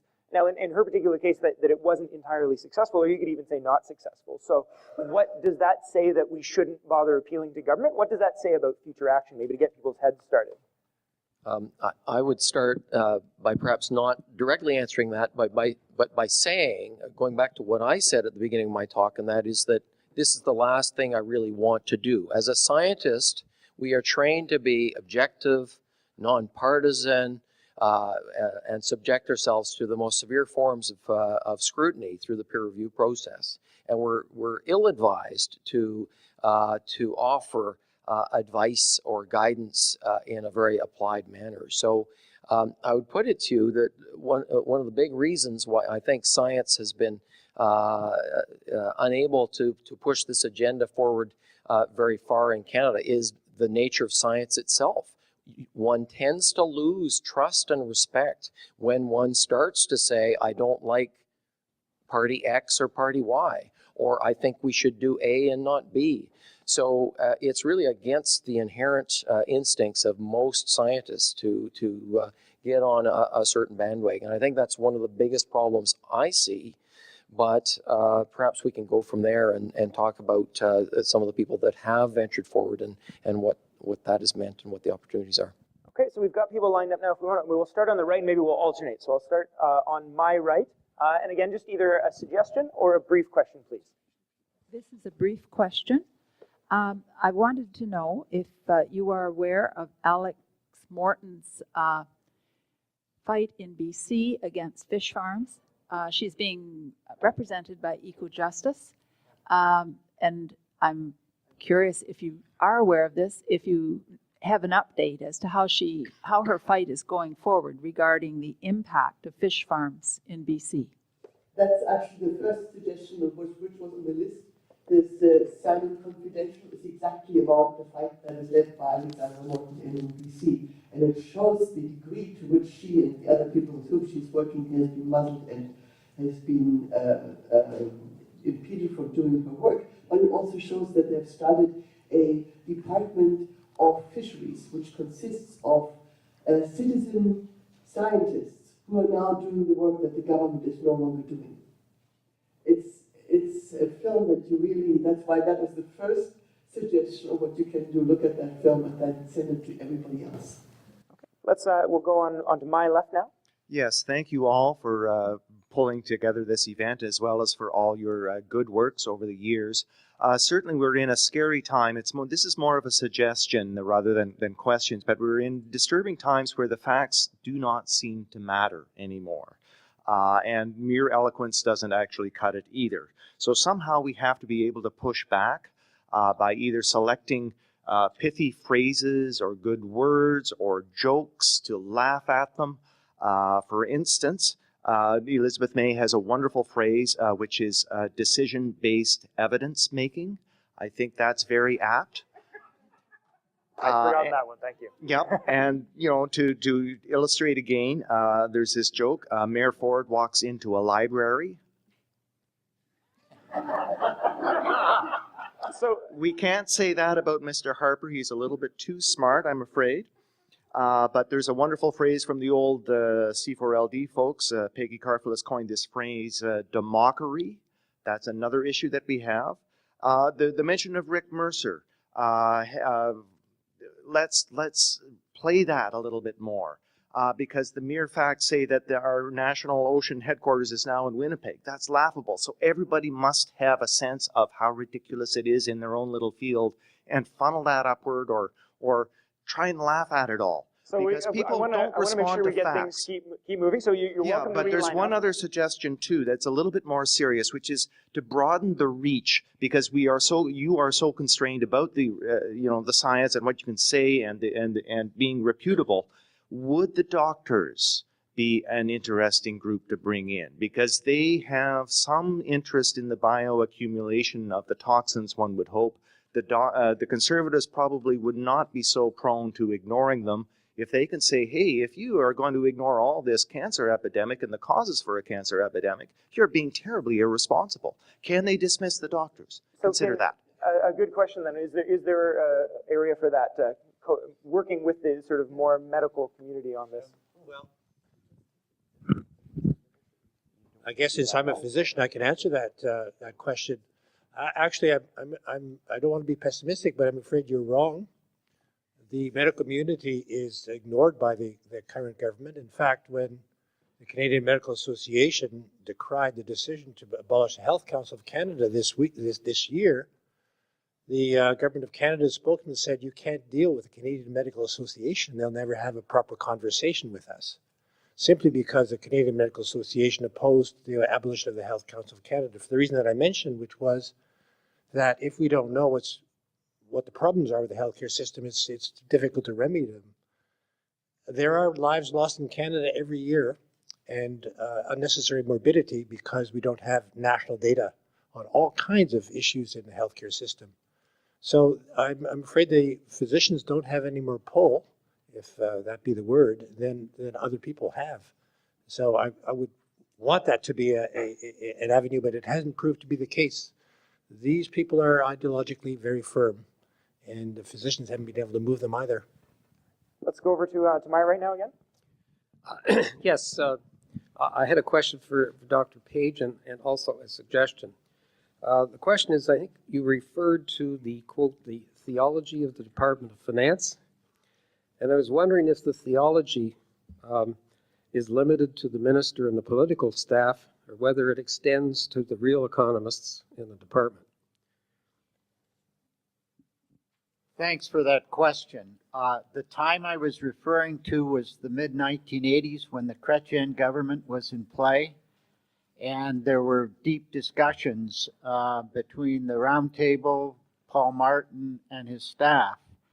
And Martin himself was prepared to go significantly further on some of this than was the situation with the staff. The staff economists have a point of view that there is no area of single policy that they are prepared to see become a driver of overall fiscal direction for the country. And so they were viewing this, that the environment was on a power trip to try and divert them from the normal principles of economics and market economies and the same. So in answer to your question, I would say that the staff, when I referred to the word theology, I meant that in the Department of Finance in Ottawa, there was a bipartisan series of assumptions that were part of the background to stopping those programs. And actually, sir, if I can, just to make sure we get things moving, what I'll do is I'm going to go away here, and if you want to reline up there, and we'll make sure we get to you, but I just want to make sure we get everybody in. So if we can go over here to my left now, and then we'll come back to you, sir. Excellent. Hello, folks. I'm with the Graduate Students Union, and I guess my question on this lies around the issue of tactics. I know we talked earlier about some of the work around Save ELA and some of the tactics used by Save ELA to raise their issue around saving the experimental lakes area. But I guess for all the panelists, I guess in retrospect and in reflection from the activities around the closure of your various agencies and bodies, what kind of tactics worked well with moving your issues forward? What tactics did not work so well? And I guess on this larger issue in general, how far do we really need to go in terms of pushing these issues to actually get the attention of the government and of the opposition parties? Great question. So our MC suggested that perhaps the ELA campaign was not successful. And I would claim it has been successful. If the ELA if we hadn't have worked up the storm, the ELA would be bulldozed right now. The only reason that ISD is in that room negotiating to take over ELA is because this has become a thorn in the side of Stephen Harper. So even though the campaign was about trying to convince the Harper government to reinstate funding for ELA, I knew that hell would freeze over before that happened. But I knew if we made this an issue in the public, that the Conservatives would be afraid of losing seats, then they're going to actually do something to maintain ELA in the future, not under its current form, because then that would mean we had worked and they're going to change their mind. They couldn't do that politically. But we've now cornered them so that they can't shut it down. So we're going to keep trying to fire through as many people as possible. I remember as well that we're looking for ideas as well to contribute to this. So the conversation is going to continue in the email afterwards. So it's a very good reason to give your email down. But we're just going to try and hop through a couple things. So let's go back over it now. There are people who want to respond, I think. So you know. That's okay. Please go ahead with your question. Either way. Well, perhaps I will respond to that. By mentioning a couple of mistakes I think we made, I think is relevant to strategy and tactics. We, when the issue of the cancellation of funding for CCL came up in the House of Commons, or members of the opposition wanted to bring it up, we discouraged that because we felt that would only harden the opposition in the Prime Minister's office to the continuation of CCL. We also were persuaded at a particular point in time that the committee that I put together to advise me on a national strategy for post-secondary education should not go ahead with its work, even though it was a very distinguished committee and it had very good advice to give. We were under pressure from the Government of Canada when the issue of the refunding of CCL came up, not to do that. Recently I met with Alex Himmelfarb, who was the clerk of the Privy Council for a couple of years, and his advice had been at the time, and I wish I'd taken it, was you have to be very aggressive and very public from the very beginning. And if you're defensive in any way, given that this is a unique situation in the history of Canadian governance, this particular party in power, the Harper Conservatives, you have to treat it very differently from any other situation in the past. And so, that being said, I think we did make tactical errors in that we didn't advocate precisely for the reasons that Peter Ross has talked about. It's people who were providing evidence. We didn't think that it was our role.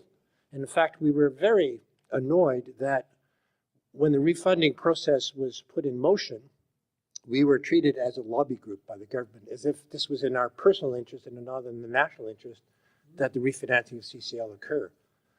So I think one has to be much more aggressive, as perhaps the ELA was, to be successful, and certainly not to be bashful. The other thing I want to say is that in Germany, where they are working on a German Council on Learning, which will be modeled on the Canadian Council on Learning, the difference will be that they will have some funding from the private sector. And I think one of our problems was that we were totally dependent on financing from the public sector, whereas in Germany they won't be. And I think that will give them a level of independence that will make it very difficult to be closed down in the course of time when there's a change of government. Over to the right. Thanks. Well, thank you, panel, for a wonderful series of presentations. And I think the world needs to hear the kinds of things that you're saying. Last night, two groups that I work with, the Canadian Electoral Alliance and Just Earth on climate change, had a forum, and it was called "It's About Time: Stopping Climate Change Through Electoral Reform." And you were there, so you heard it too. Elizabeth May was one of the speakers, Craig Scott for the NDP, and Stéphane Dion for the Liberals. And the whole idea was looking at electoral reform and how do we get to the foundation that we have to get to stop what's going on and how do we change the politics. So there were a number of suggestions. Some of you know about proportional representation. I think we need to go beyond just talking about the science issues and look at the bigger picture of how do we change the situation so that we don't have the kind of government that we have. And it's really important that there is collaboration, and all of you have members of parliament, and we have to get them to collaborate much more, because if what happened last time happens, the Liberals and the NDP are going to be fighting with each other, and we're not going to have the kind of getting together that we have to get, and of course, Conservatives come up the middle. Elizabeth May is always very creative, of course. One of the things I was going to suggest, and I forgot to do it, was we need to make sure that she gets on the debate, the leaders' debate, in the next time that there's an election. I think that's really important, because she will talk about electoral reform. Sorry, ma'am, we just have to keep everything very brief. Yeah. To make sure we get and I everything just want to say that we'll the whole issue about science and what's happening, what you've all talked about tonight, was also very much on the agenda in terms of climate change and what's happening. So I wanted to just suggest that these are things for us to think about in terms of a broader strategy. And I just want to say that these ideas initially came from Lynn MacDonald. Lynn MacDonald was a member of Parliament 25 years ago. It was her private member's bill that led to the no smoking legislation in Canada. And I just wanted to say that she knows how these things work, and hopefully we'll get to have that kind of success. Thank you very, very much for your suggestions and comment. We'll have time for another one. Let's go over here. Hi, my name is Deirdre Leoinata. I did my undergrad at the University of Ottawa. I studied climate change with Jeremy Kerr, and I was exposed to a lot of that kind of dichotomy between doing your research and communicating that research to the public. So I've been struggling with that for a long time now, and you guys are coming from different perspectives on that kind of front. So I just wanted to suggest what motivates me is that I think there's a need for scientists to communicate with the public in some form. I know there's the issue of objectivity, but recently it's the scientists that have stepped up and realized that we have to communicate directly if we want the information to be correct. So if you had to summarize your suggestion into like a sentence, so it would be a more direct communication between the public and science, or?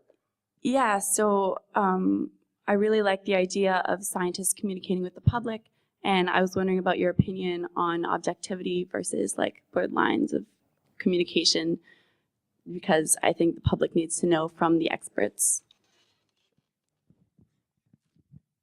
I think it's really easy. Scientists should be communicating to the public. The problem is the federal government no longer allows its scientists to talk to the public.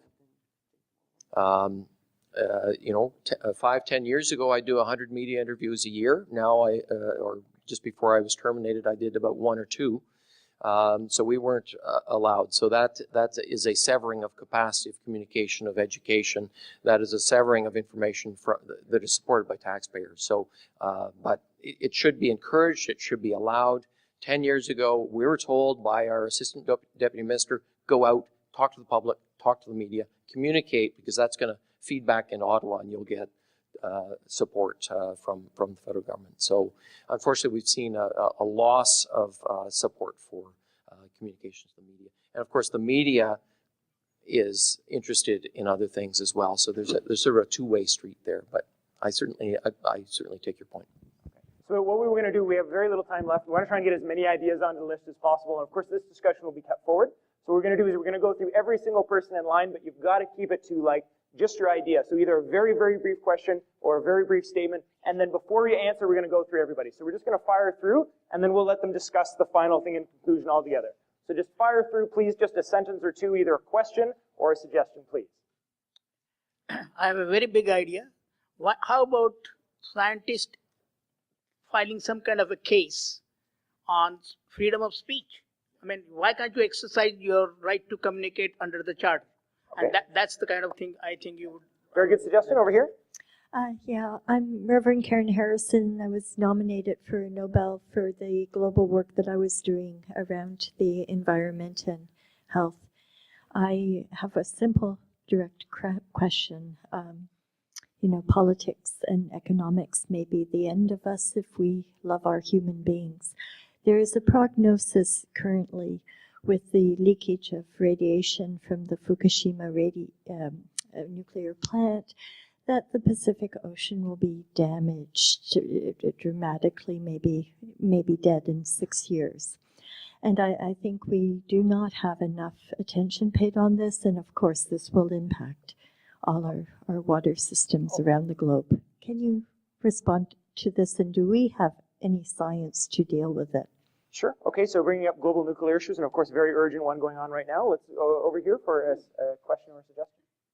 Suggestion is put all scientists on Twitter and learn to speak in sound bites. Question is, Rafi will tweet out the information about the orcas and the contamination versus belugas, but he wants a link to the research. He just tweeted me back. So, Peter, I don't know if I'm going to dinner with you tonight, but give me that link and Rafi will tweet it. He has tens of thousands of followers.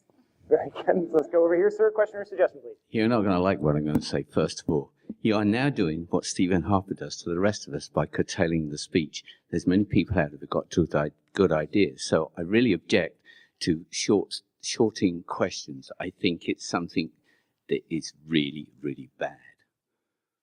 If we had unlimited time, We've got more time than you're implying. Anyway, what I'd like to say is a couple of suggestions, and maybe you can answer questions.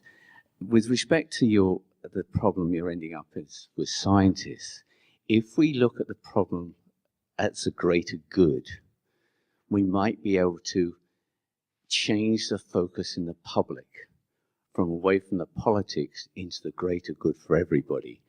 And I think if we can do it, there's a lot of energy in there, because you then take all the politics out. And I think I've used that a lot since a friend said that to me a couple of years ago. It's got so much energy there. Just very quickly, I said this so many times. Illegitimate government, 72% of the electorate didn't vote for Harper. You probably know that. 8% of the overall population didn't.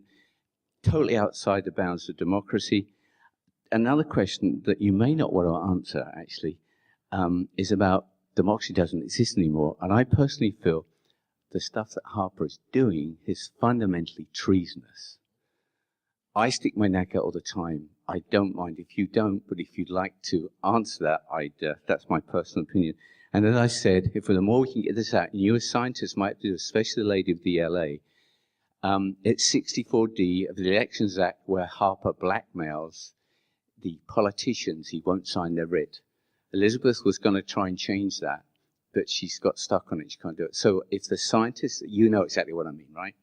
If we can change that and get rid of that, I know there's lots of red Tories will go against Harper. So I think we need to get that. I keep throwing it out there.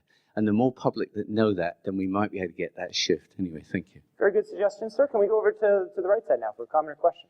Thanks, Steppenwood, York University. I think sometimes you just have to wait for the darkness to pass. And in the meantime, there are some longer-term projects we can work on, which include, in my view, three things. One, working on transforming an educational and a cultural media system that allows and fosters this culture that Bob talked about, which is that science is just another opinion, an education system that actually inculcates the values and skills of critical thinking, the formulation of hypotheses, gathering of evidence, replication of results. And that is not something that our public education system or our media and pop culture do well. Number two, work towards actually operationalizing a transformation of the way we think about economy and development based on work by colleagues of mine like Peter Victor at York University, taking the current economic crisis as an opportunity to rethink how we understand economic development without growth, and actually modeling that, doing models of national accounts, which is what Peter and other colleagues are doing, to see what a system of national accounts would look like, to give us a new language to talk about economic success and performance and prosperity. And the third point was going to be the same point that was made earlier about transforming our electoral system to allow a greater diversity of voices to be represented in our legislatures. Definitely some strong themes running for a few people's comments. Sir, we have to let you go. I cut you off earlier. So if you are in a riding where there's a conservative MP, you try to approach them casually and say you're a friend of some scientists that have been muzzled, but they don't think it's your problem. You think you've been muzzled by the Prime Minister, and ask them how they feel about being muzzled by the Prime Minister. Very good.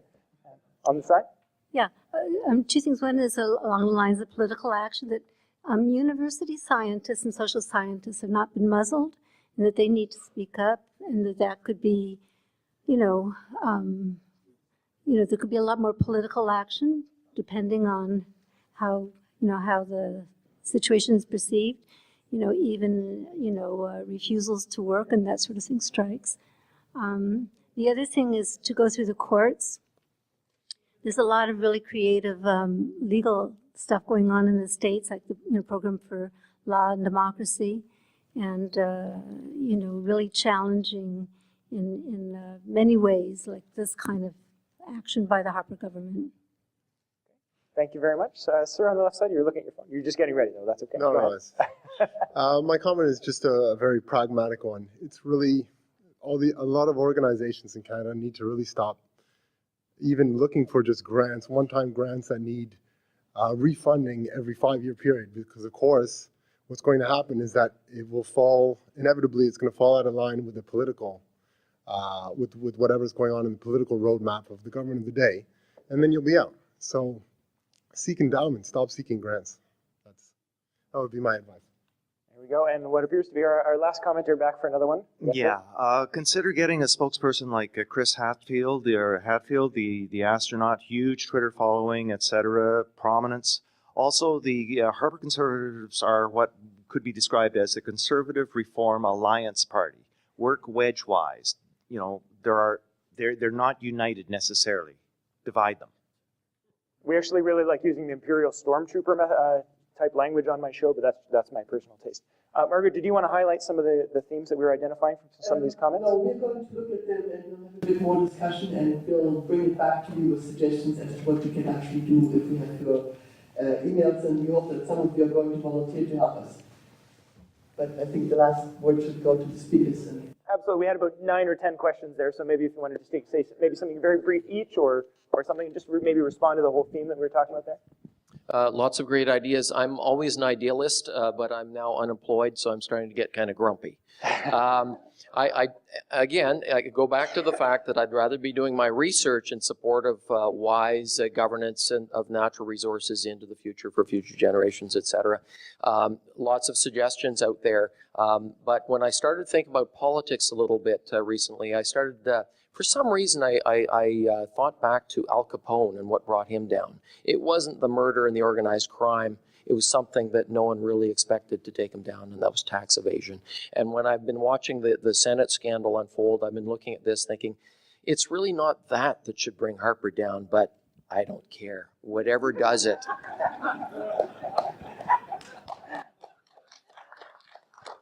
I think we can clap that one. Go ahead. I'm struck by a couple of comments. One, that we still need, as people working in science and producing evidence, to talk about what the public interest is. I mentioned earlier that we were rather resentful of the fact that the government treated us as a lobby group when we were trying to work for the public interest, as if we had private interests that would need to prevail. I still think that our main stance has to be, are we working the public interest and what is in the public interest? The other comment I wanted to make based on one of the observations was, and I liked it very much, was that we're in a phase of darkness now. That doesn't mean we won't emerge from it. In fact, I should have said earlier that a lot of the seeds that the Canadian Council on Learning planted in Canada have flourished, have given borne fruit all over the country, and those are continuing projects and programs that are doing some very good work. So the darkness will lift at some point in time, and we just have to have people ready to take up the challenge at that time. I think what we need to do in the current political climate is to promote and foster a culture of science advocacy among scientists in Canada. We need to see advocacy as part of our job as scientists. That said, advocating for a change in science policy or environmental policy right now under the Harper government seems almost futile. We're not going to see a change in science policy or environmental policy until we have a change in government. I see the role of scientists as educating the public about what the current government is doing to undermine our capacity as a country to gather information, to communicate information, and to use evidence in policy decisions. I just make 3 points very quickly. I go back, as several other people in the audience do, to the big battle we had in the 1980s on acid rain, and come back to the comment earlier on the panel just a couple of moments ago about the way in which inadvertent things suddenly, and I can't quote from Al Capone, but I will from others, in the acid rain debate, what actually was so curious was that some very prominent political politicians in the United States who had cottages in the Adirondacks suddenly realized the property value of their cottages and the enjoyment of their fishing in the Saranac Lakes was going to be greatly impacted, and they talked to their friend Ronald Reagan about it. I just use that as an example. We can't determine today what are going to be but we have to have the patience and the perseverance to assume at some point that will happen. Secondly, in connection with it, I have to say right now, because I teach in a business school, I have a lot of dealings in the energy sector right across this country.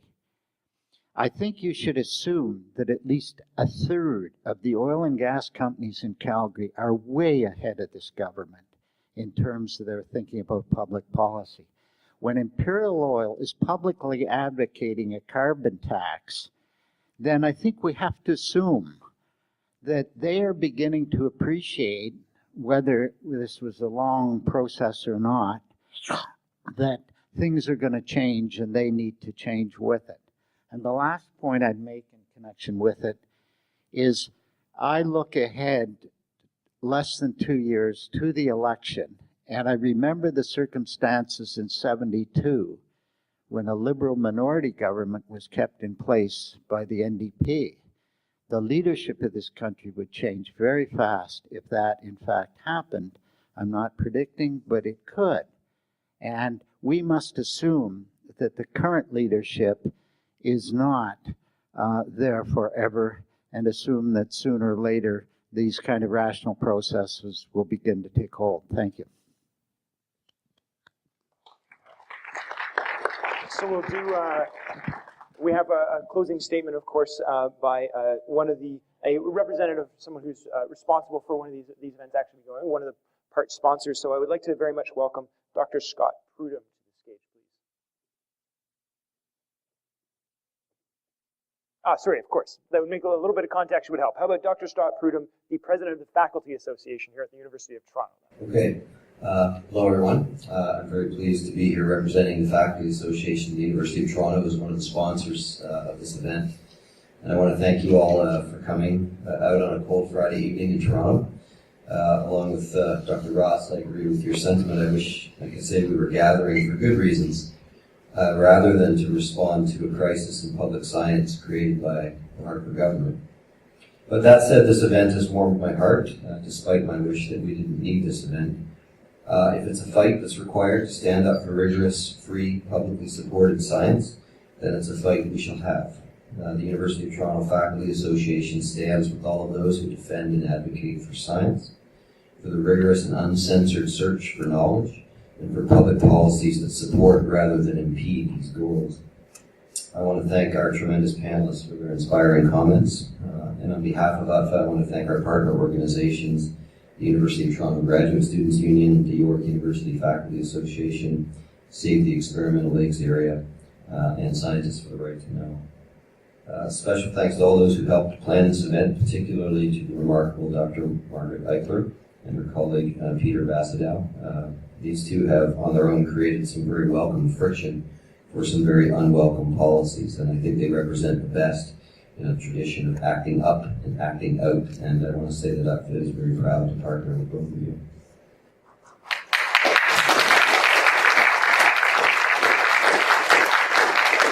In closing, I just want to note with a sense of irony, or perhaps sad convergence if you prefer, the moment we're in. Here we are speaking out again about the shutting down of critical public research, the muzzling of the men and women doing critically important work, and the hijacking of rigorous, free, and public inquiry by our federal government. And yet, as we look around the world, basic freedoms of speech, privacy, and inquiry are under massive assault from commercial and government sources. As academics and as citizens, we're under greater surveillance, and our work is under greater scrutiny than one could have imagined even a few years ago. So that makes events like this one crucial. Values that are at the center of both liberal democracies as well as great universities like this one are at stake. UTFA stands with those who champion scientific research and public policy supportive of and supported by that research. The teachers, intellectuals, professionals, and scholars that we represent depend on governments that foster rather than suppress knowledge, and our democracy demands no less. So I thank you all once again. Please drive, walk, bike, or take public transit home safely.